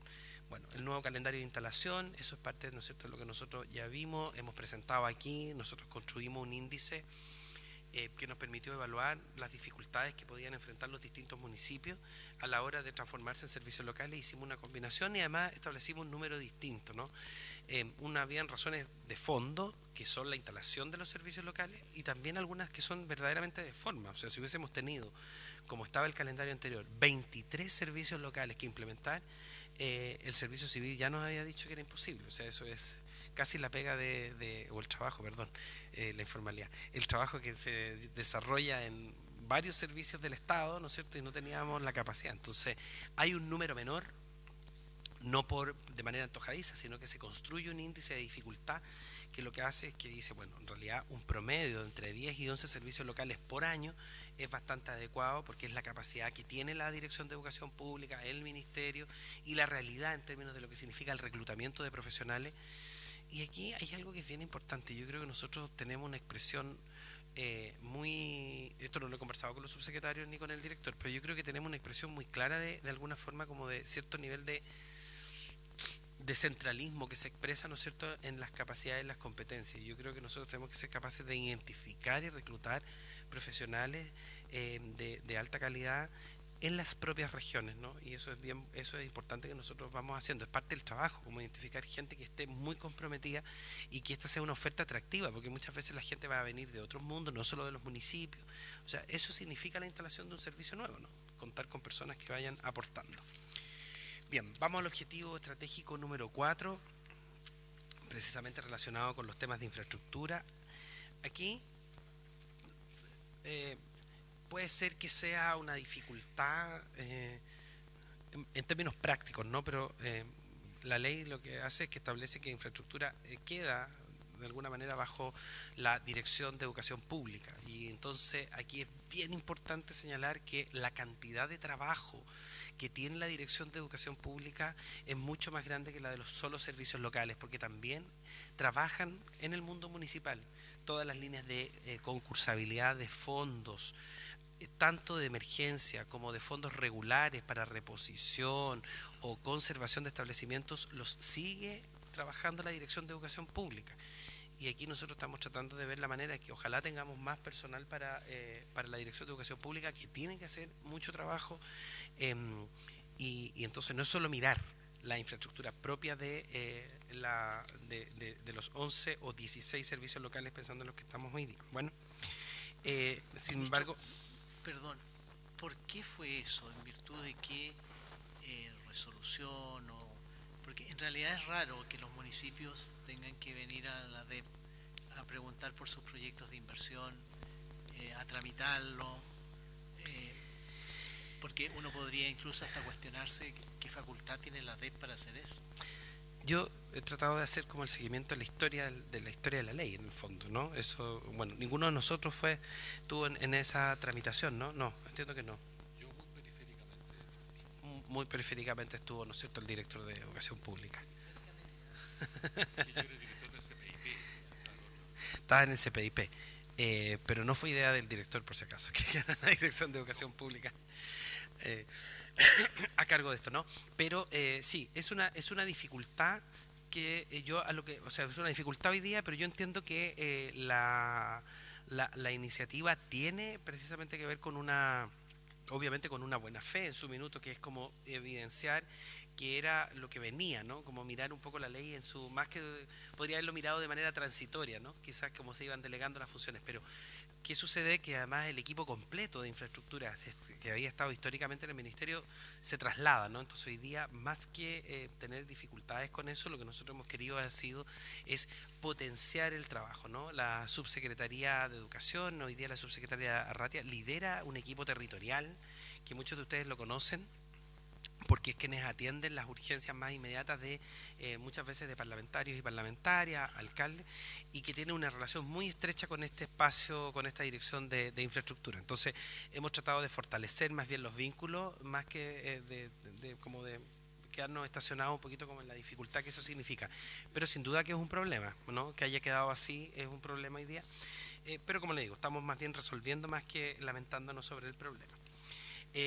Porcentaje, por ejemplo, de establecimientos que cuentan con aulas en los niveles de prekinder y kinder.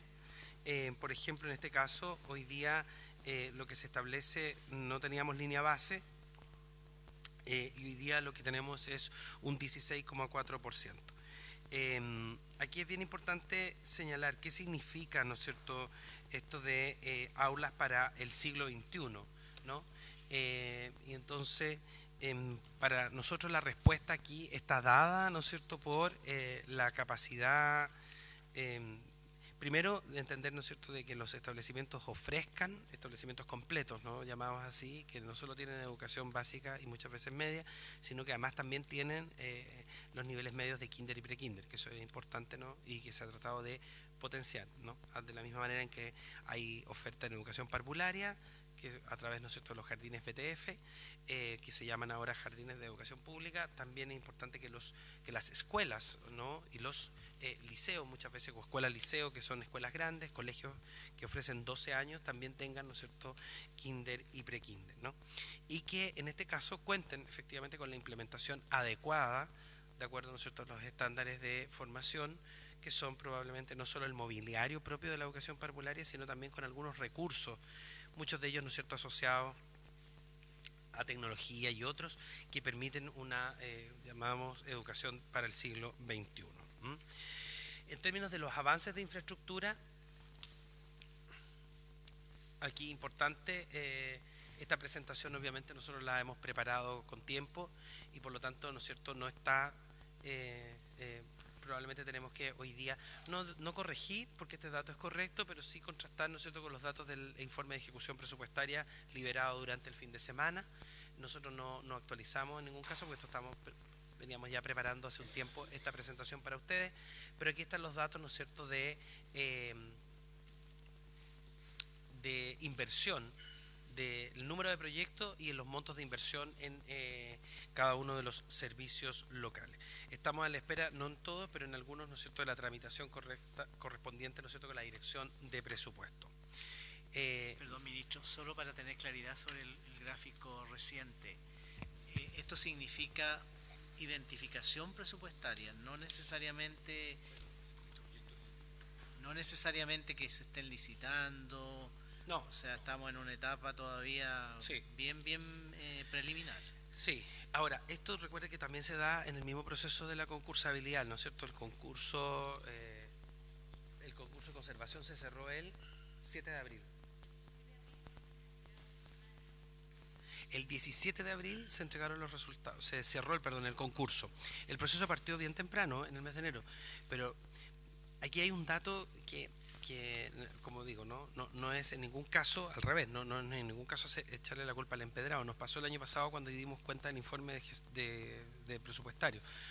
Uno sabe que hay cosas que son transferencias y que probablemente se van completando a llegar al 100% o al 99% como a 8%, ¿no?, a final de diciembre, porque hace la transferencia grande de las últimas subvenciones o a finales de noviembre. Pero nosotros tenemos una problemática bien importante que no sea en los servicios locales, pero sí entendemos que sí puede darse mayormente en los municipios, que tiene que ver con la oficina técnica, que es finalmente quien elabora los proyectos. Gran parte de los problemas de infraestructura, ¿no? Miren, nosotros hemos visto todas las, vamos a contestar sobre el catastro también, ¿no? Pero hemos visto todas las modalidades. Pero hay algo que hoy día es muy sentido, ¿no? Em, por las comunidades, que es esta pertinencia territorial y cómo eso se expresa también en el diseño arquitectónico. Cuando uno mira, ¿no es cierto?, las grandes obras que tuvo el país, ¿no?, durante décadas a través de la sociedad constructora de establecimientos, uno sabe que era una escuela estándar. Hoy día las condiciones no están para una escuela estándar. Entonces, cuando uno levanta un proyecto, hoy día asume ya que tiene, incluso en un proyecto pequeño, la participación comunitaria, que significa tiempo. O sea, hay cosas hoy día que tienen más tiempo y que hay una temporalidad, no solo porque demora una licitación, ¿no? Entonces, bueno, el concurso terminó el 17 de abril. Luego viene la evaluación que hace cada una de las seremías, donde en el fondo los equipos también siempre son súper pequeñitos, ¿no? Se recuerden que hemos tenido una reducción del funcionariado en el Ministerio de Educación en todas las regiones. A veces son grupos muy pequeños que lo que hacen es que hacen la revisión. La factibilidad, ¿no es cierto?, tiene una temporalidad. Muchas veces eso hay que devolverlo al municipio, volver a ver si acaso hay un arquitecto, el SECPLA o quien sea, ¿no?, que permite hacer el ajuste a propósito del proyecto. Esto se devuelve y recién después de la asignación de recursos viene, ¿no es cierto?, la construcción. O sea, tenemos también algo relacionado con las competencias locales respecto del levantamiento. Distinto es si uno tuviera, ¿no es cierto?, como establecimientos estándares, ¿no? O sea, una escuela pequeña, 400 estudiantes, esta es la arquitectura y uno va y la instala. Hoy día eso no es así. Uno sabe que hoy día los procesos participativos son más largos, ¿no? Eso. Respecto de esto, yo diría que como la información probablemente tiene que estar actualizada, pero esta es la cantidad de proyectos y por eso que estos montos no aparecen probablemente contables hoy día en ese ejercicio de ejecución presupuestaria que ustedes tienen, que fue liberado este fin de semana, pero son gastos que ya están comprometidos, ¿no? Esto solo es SLEP, no estamos hablando tampoco de toda la inversión que se está haciendo bajo este subtítulo en todo el sistema educativo, que también está bajo la responsabilidad de la Dirección de Educación Pública. En este caso podemos mirar esto, ¿no? Por ejemplo, el año 2022, esto es mucho de lo que nos ha tocado estar con ustedes en algunos lugares, ¿no es cierto?, en inauguraciones de obra. El año pasado se asignaron 597 proyectos en todo el país con una inversión de 82.000 millones de pesos. En eso hemos tenido una acción muy positiva y muy valorada, ¿no es cierto?, respecto al trabajo del Ministerio, porque dispusimos de este fondo de emergencia que no existía, ¿no? Tomamos una glosa, la pusimos a disposición a partir de marzo y eso ha significado mucho recuperación y reparación, a veces ni siquiera de infraestructura tan gruesa, sino que a veces, ¿no?, el carpeteo de quitar los techos de asbesto, cambiar las ventanas por termopanel, o cambiar los pisos, la pintura de la escuela, cambia absolutamente. Hay proyectos desde 300 millones hasta proyectos que son de 800 millones, ¿no? Aquí me gustaría señalar, ¿no es cierto?, que esto se dio en el marco también de lo que nosotros entendíamos un elemento importante de la reactivación educativa. El año pasado este proyecto se llamaba Seamos Comunidad. En este caso también para el año 22, 77 proyectos de conservación y 66 proyectos de emergencia regular, ¿no? O sea, en el fondo, infraestructura ha sido una de las tantas modalidades que en nuestras visitas a terreno, o me imagino que en las que ustedes también realizan, van a poder encontrar, ¿no es cierto?, estas recuperaciones, reparaciones, asignación de fondos para conservación de establecimientos. En la siguiente lámina, bueno, aquí tenemos los 18.000 millones que están asociados a proyectos de conservación solo en los SLEP, ¿no? Y por último, quisiera hablar de una figura que es bien importante, que es la figura de los gestores. En el caso de una crítica que nosotros observábamos, ¿no?, mucho sobre el funcionamiento de los SLEP tenía que ver con algunas fallas, ¿no?, o deficiencias que eran muy sentidas por la comunidad. Entonces, ¿qué es lo que ha decidido la dirección? Es contar con estos llamados gestores territoriales que están mirando continuamente solo los temas de mantenimiento y mejoramiento de espacio educativo, ¿no?, que es como una especie como de persona que identifica la emergencia rápidamente y puede, ¿no es cierto?, avanzar en el tema de las soluciones. Esto está cruzado también, ¿no? La senadora Proboste, por su intermedio presidente, hacía una alusión a algo que es bien concreto, ¿no?, y que tiene que ver con el tema de la cantidad de oferentes que uno se encuentra en las regiones, muchas veces para la ejecución de trabajos. No solo el aumento de precios a propósito de la pandemia, sino que a veces incluso no se cuenta necesariamente con algunas equipos técnicos que sean súper específicos, ¿no? En el mismo servicio local de Atacama en el que ustedes estuvieron, por años hubo lamentablemente procesos, se producían, ¿no es cierto?, estas como emanaciones de gas que provocaban intoxicación y el cierre del servicio educativo, no solo desde que es servicio local, sino que por años, a propósito de los procesos de... O sea, no, a propósito del aluvión de hace muchos años, en donde las cámaras, ¿no es cierto?, se vieron afectadas, las plantas desengrasadoras, y a partir de eso, ¿no es cierto?, también después de la pandemia, perdón, se provocan dificultades. Y durante este verano, ahí el director con su equipo puso todos los esfuerzos por rápidamente trabajar. Eso significó un costo más alto, pero se logró limpiar, ¿no es cierto?, algo que venía, como digo yo, provocando problemas por años. Y eso significó que los niños entraran, ¿no es cierto?, días o semanas incluso más tarde. Nosotros sabemos que eso es el inicial, porque sobre eso está también en algunos lugares, ¿no es cierto?, las plagas de palomas, donde tampoco a veces uno... O sea, todas estas dificultades no es que las resuelva el director, es que a veces, ¿no es cierto?, la capacidad, con la disponibilidad de equipos técnicos al interior de las regiones, o en las regiones, perdón, no está necesariamente. Entonces hay que contratar personas que vienen de otras regiones, eso encarece, ¿no es cierto?, el costo, hay que volver a hacer la licitación. O sea, tenemos verdaderamente algunas problemáticas. No es que no se pueda ejecutar la tarea. Bueno, vamos al quinto. Aquí una materia de interés de todo, ¿no? Asegurar la sostenibilidad financiera. Aquí tenemos varios indicadores, ¿no? Yo solo voy a mencionar uno solo, que es como siempre con el que doy el ejemplo. En el informe está más información. Ninguno de ellos tiene línea base, pero vamos a mencionar, por ejemplo, el porcentaje de sostenedores que cumple con el ejercicio de ejecución presupuestaria. Recuerden que por ser un servicio del Estado, tiene la misma forma, ¿no?, de ejecución que tenemos nosotros, por ejemplo, ¿no? Entonces, una cuestión bien importante hoy día es señalar de qué manera esa ejecución presupuestaria, que siempre es crítica, ¿no?, y que ustedes siempre, por su intermedio, presidente, parlamentarios y parlamentarias, nos hacen ver la necesidad de avanzar más rápidamente en esa ejecución presupuestaria, tiene, ¿no es cierto?, una tarea específica en la estrategia, ¿no? Esa sostenibilidad financiera se expresa en una ejecución presupuestaria adecuada en los tiempos, ¿no?, considerando obviamente aquello que es transferencia y que se termina de concretar en los últimos meses del año. Pero hay otras cosas que tienen que ver precisamente con inversión o con gasto en equipamiento, materiales, que debe ser importante. En este caso, el indicador 5.2 no tiene línea base, pero sí se establece, porque es un servicio nuevo, pero tiene una meta de 57% a los 4 años y de 85% al 2028. Esta es una meta altamente cuestionable. Nadie podría decir que tiene un éxito si ejecuta el 57%. Es parte como de las mismas cosas que uno dice, bueno, no, esto debería tener perdón, como meta 100%, ¿no?, porque por algo es la asignación del presupuesto. Entonces tenemos al año 2022 la ejecución promedio fue de 85,1, que quiero mostrar la evolución. El año 2021 89,9 y el año 2022 92,3, ¿no? Uno podría decir, vamos por superado, ¿no es cierto?, la meta la meta establecida a los 4 años, por lejos, ¿no?, el 92,3%. Pero sabemos que eso es algo que nosotros debemos corregir. Al final del día, si no ejecutamos al menos el 99,9%, ¿no es cierto?, de todos los fondos, no tiene mucho sentido seguir invocando muchas veces la necesidad de mayores recursos para cada una de las acciones que ejecutamos, ¿no?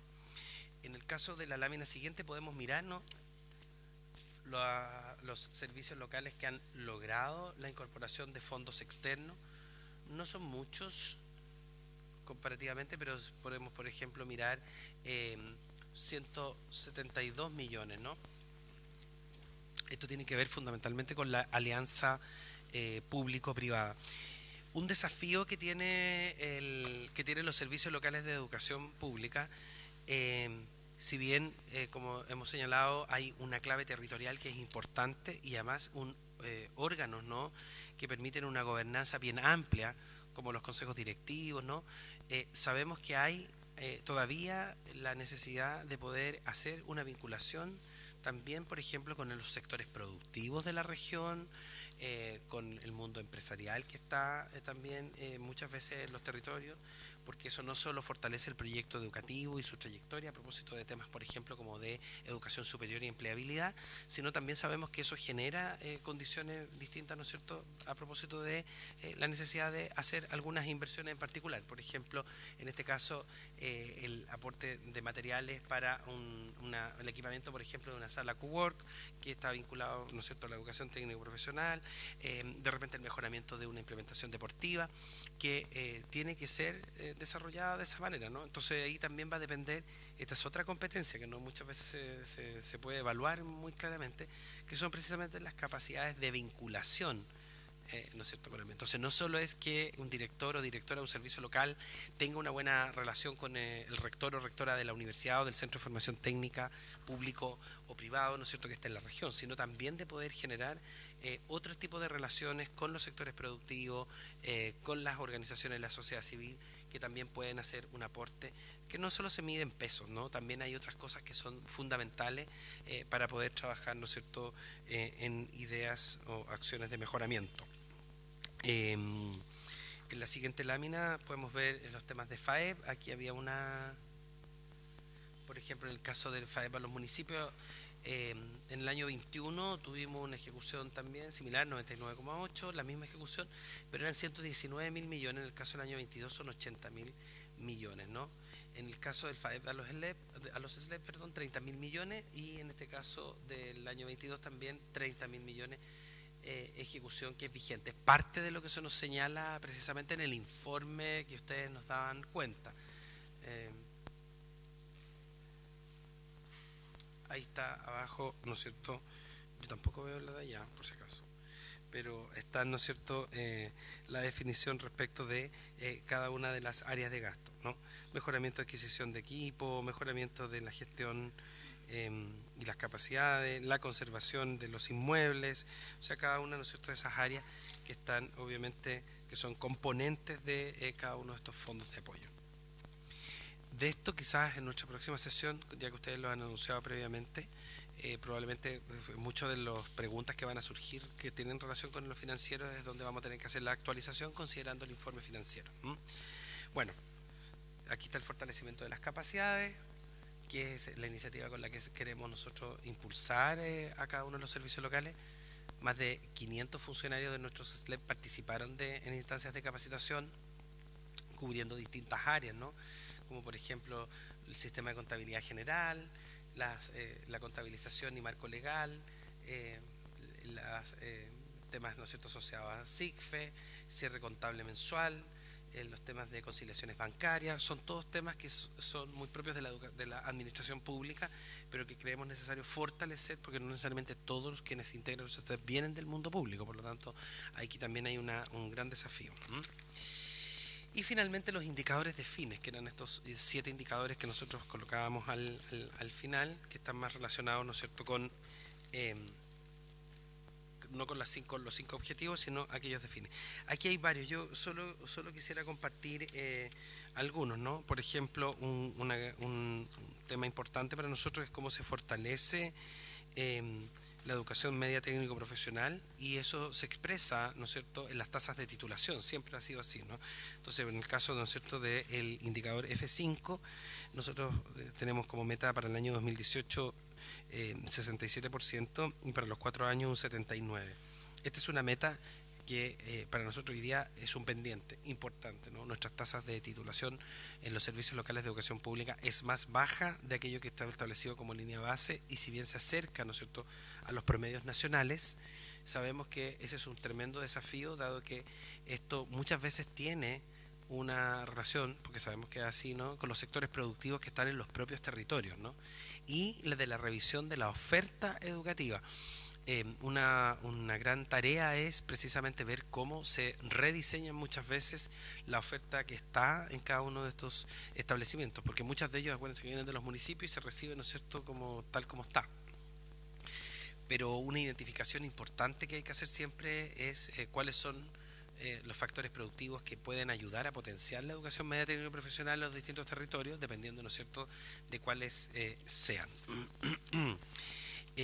Tenemos, por ejemplo, hoy día un pendiente, nuestro servicio, voy a poner como un ejemplo muy concreto, nuestro servicio local de educación pública de Magallanes, no puede no estar vinculado a, por ejemplo, algún tipo de especialidad que permita, ¿no es cierto?, fortalecer la producción del hidrógeno verde, que es una de las tantas, ¿no es cierto? O sea, ¿por qué? Porque nosotros sabemos que va a haber un sector productivo importante, o nuestros servicios locales que están en los puertos, o en las ciudades que tienen puertos. O sea, cada una de esas cosas son parte, ¿no es cierto?, de la oferta educativa que tenemos que ir revisando de manera permanente. Y respecto de las conclusiones,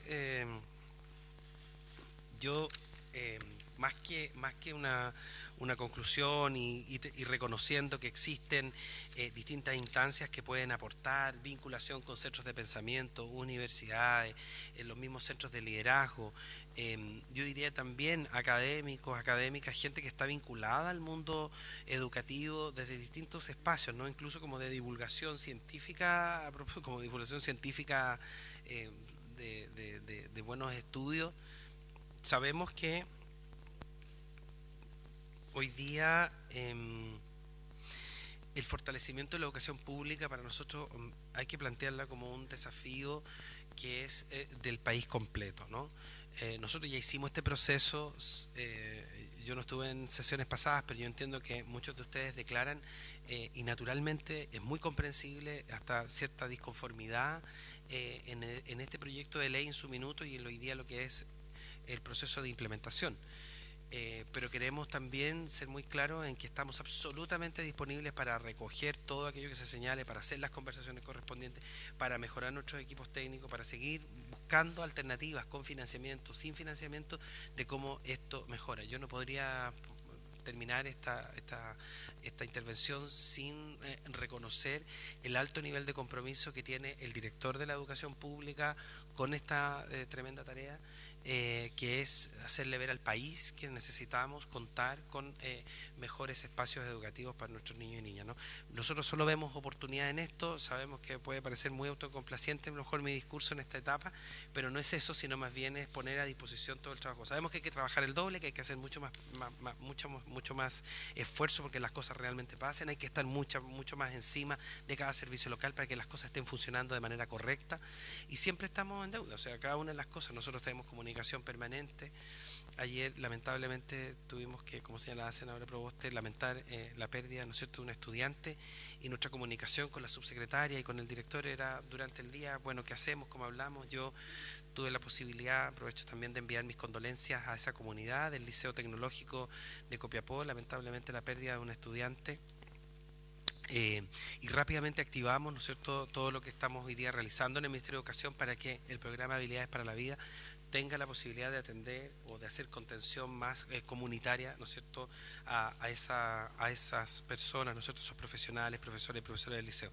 Yo tomé contacto, hablé con su directora, la señora Cecilia del liceo, y efectivamente estas son cosas que, como les digo yo, sabemos que hoy día hay muchas deudas, pero no por eso no hemos bajado ni los brazos, estamos todos conscientes de que tenemos que seguir trabajando para mejorar esta oferta que le queremos dar al país.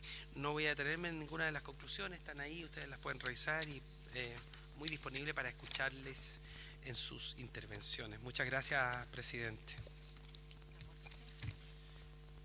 Muchas gracias, ministro. A ver, estamos ya en la hora prácticamente y yo tengo una doble preocupación. Vamos a citar para el próximo lunes, también en la mañana. Ya vamos a ver la hora, si quizá un poco más temprano, porque las 2 horas se nos hacen poco. Para que podamos hacer las consultas y el Ejecutivo pueda responder, porque en realidad aquí hay harto material, ministro. Harto material, y hay cosas buenas, hay cosas regulares y hay cosas que sin duda son un tremendo desafío que hay que mejorar. Pero también estamos usando esta instancia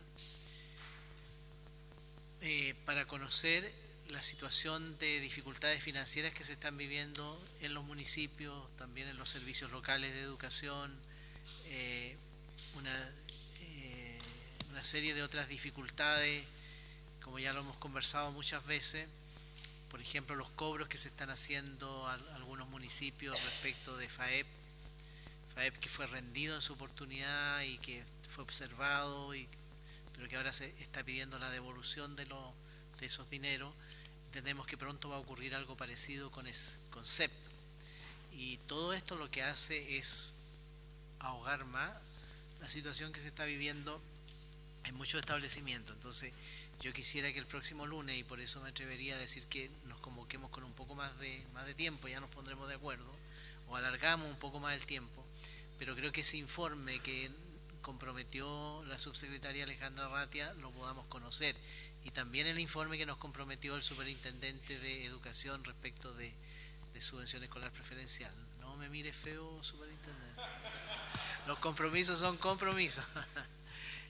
Porque estamos muy preocupados de ese eventual cobro que pueda venir sobre los municipios. Entonces, sí, yo creo que vamos a tratar de hacerlo un poco antes y quizás también alargarlo un poco para después, de tal manera de tener tiempo para que tomemos las dos situaciones. Y yo quería también darle una explicación a la diputada Arce, porque usted ha venido participando de todas estas instancias donde hemos estado viendo el tema deuda, en fin, sueldos impagos, etcétera, etcétera. Entonces, ¿cuál es la dificultad que hemos tenido? Es curioso, pero una dificultad reglamentaria.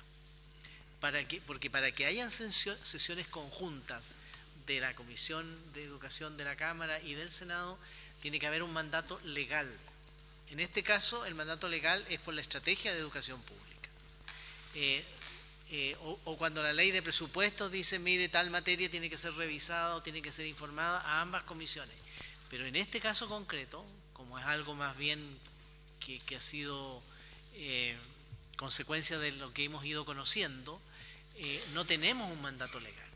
Hay algunas fórmulas, pero esas fórmulas vamos a tener que pedir que las conversen el presidente del Senado con el presidente de la Cámara de Diputados. No se pudo hacer antes porque ustedes recién votaron hace pocos días, cuando votaron la presidencia de la Cámara de Diputados, hace muy poquitos días, ¿no? Entonces, hemos tenido que enfrentar todas estas dificultades. Ojalá encontremos un método, un medio reglamentario expedito que nos permita seguir reuniéndonos para ver concretamente toda la situación de déficit y de sueldos impagos, etcétera. Pero quería darle esta explicación.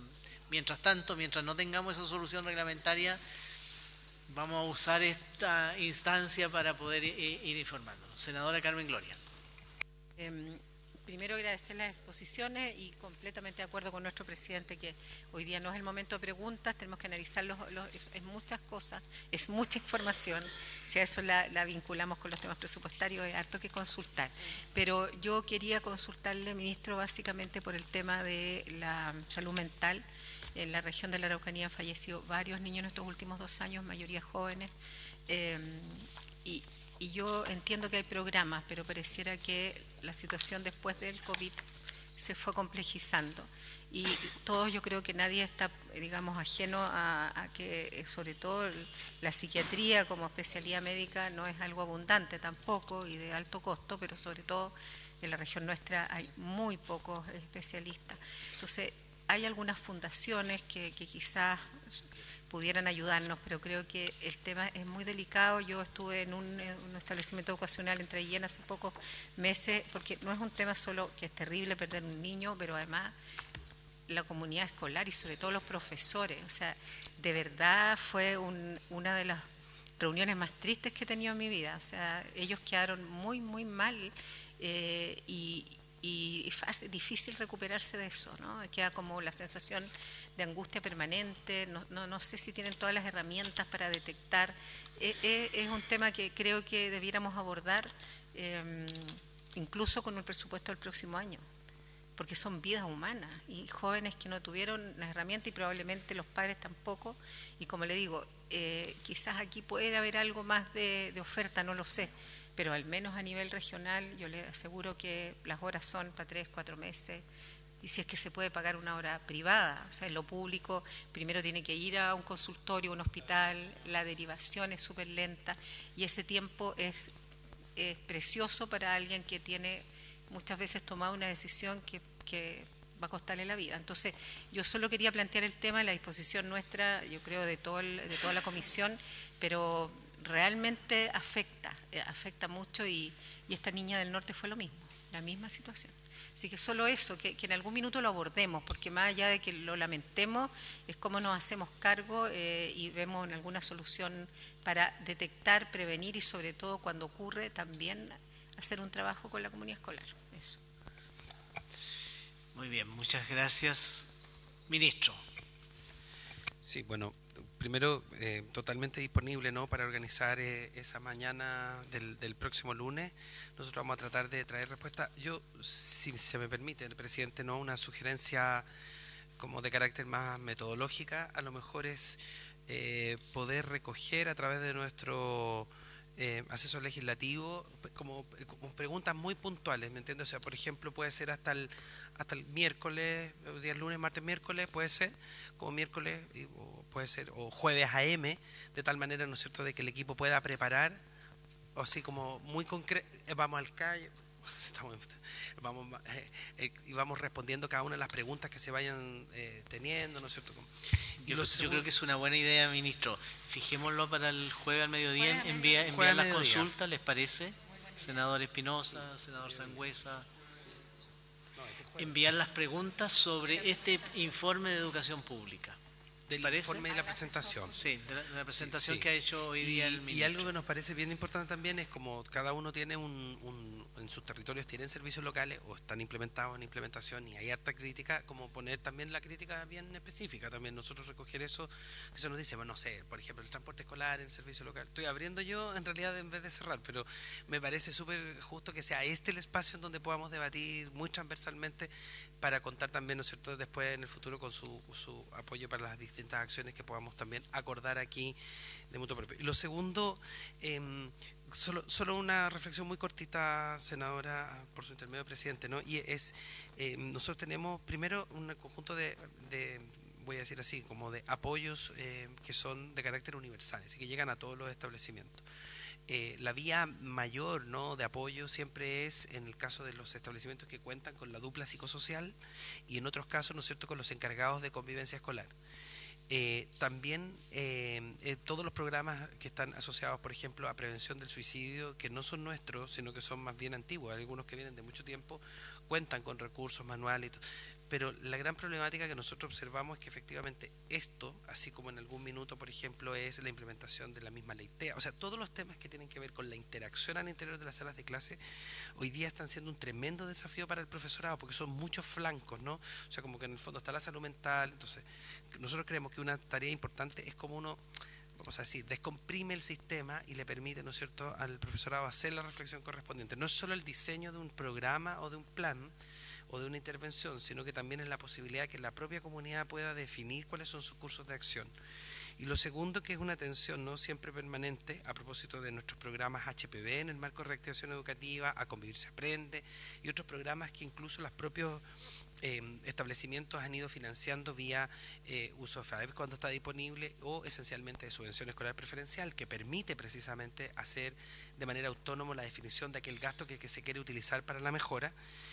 Es como situar el papel de la escuela y sus factores protectores en el ámbito de lo comunitario. Siempre ha habido una atención permanente, ¿no es cierto? Por ejemplo, cuando las personas se nos señalan la incorporación de más psicólogos, ahí hay que tener mucho cuidado, porque sabiendo que aquí hay un déficit, ¿no es cierto?, de atención en salud mental del sistema de salud, es muy complejo cuando se traslada, porque en el fondo el profesorado naturalmente advierte que no son necesariamente sus tareas esenciales, ¿no? Ahora sí lo son la formación en factores protectores que son comunitarios. En el fondo siempre la labor preventiva es la de los educadores. Y obviamente que hay que tener también algunas acciones que permitan, ¿no es cierto?, que son más reactivas, que tienen que ver después cuando suceden las cosas. Claro, entonces como lo previo y lo posterior. Pero como le digo, nosotros ahí hemos venido trabajando con el equipo de reactivación, probablemente en nuestros servicios locales también tenemos algunas acciones que son bien importantes de compartir, capaz que podamos también plantearlo la próxima semana. Muchas gracias. Senador Sangüesa. Gracias, presidente. Yo no sé si tocaron el tema, pero hay históricamente ha habido una descoordinación entre el Ministerio de Desarrollo Social y Educación, sobre todo con los niños que están hoy día en mejor niñez o aquellos que están bajo la custodia del Estado producto de la comisión de algún delito. Entonces, y siempre se manifestó, y yo no sé si está dentro del radar, pero una de las carencias que tenía el Estado de Chile, y digo el Estado porque la vulneración de los derechos de los niños en el Sename ha sido histórica y trágica, tenía que ver con que las alertas no se daban con la oportunidad que se requiere. Y no había la coordinación suficiente, el tema de salud, las horas médicas, psiquiátricas y todo lo que conlleva, pero educación también tenía un rol que no se cumplía, que en el sentido que no se daba la alerta de que no está viniendo a clase, de algo tan básico de que los niños que estaban bajo la custodia del Estado no asisten y no tienen su derecho a la educación. Entonces, yo no sé si eso está hoy día sistematizado, existe un modelo que alguna coordinación con el Ministerio de Desarrollo Social. Sí, muy cortito. Sí, hay una serie de iniciativas, como le decía yo, estos que son como programas de carácter más bien universal, ¿no? Que son orientaciones, básicamente. A veces están acompañados de procesos formativos muy sencillos, rápidos, ¿no es cierto? Que incluso pueden ser hasta cursos de autoinstrucción. El CPIP aporta con eso.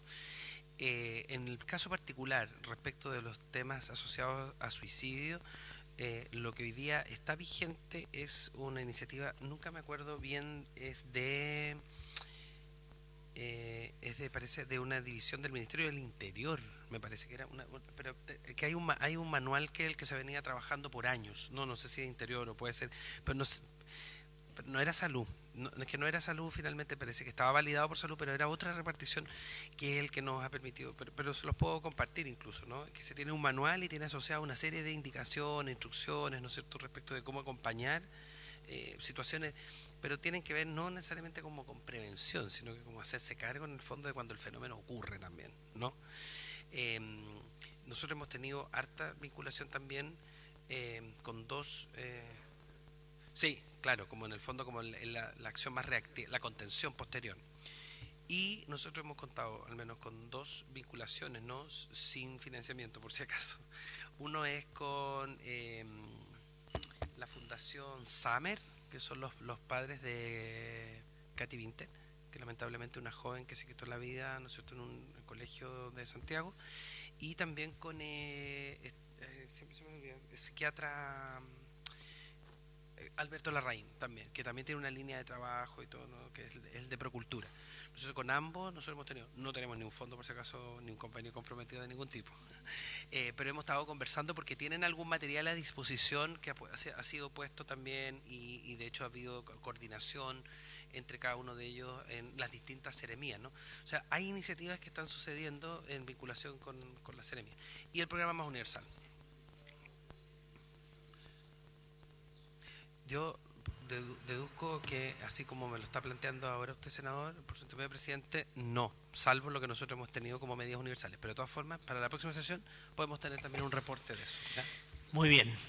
Muchas gracias, ministro. Muchas gracias a nuestras dos subsecretarias, al señor director de Educación Pública, al señor superintendente de Educación, a todos sus equipos.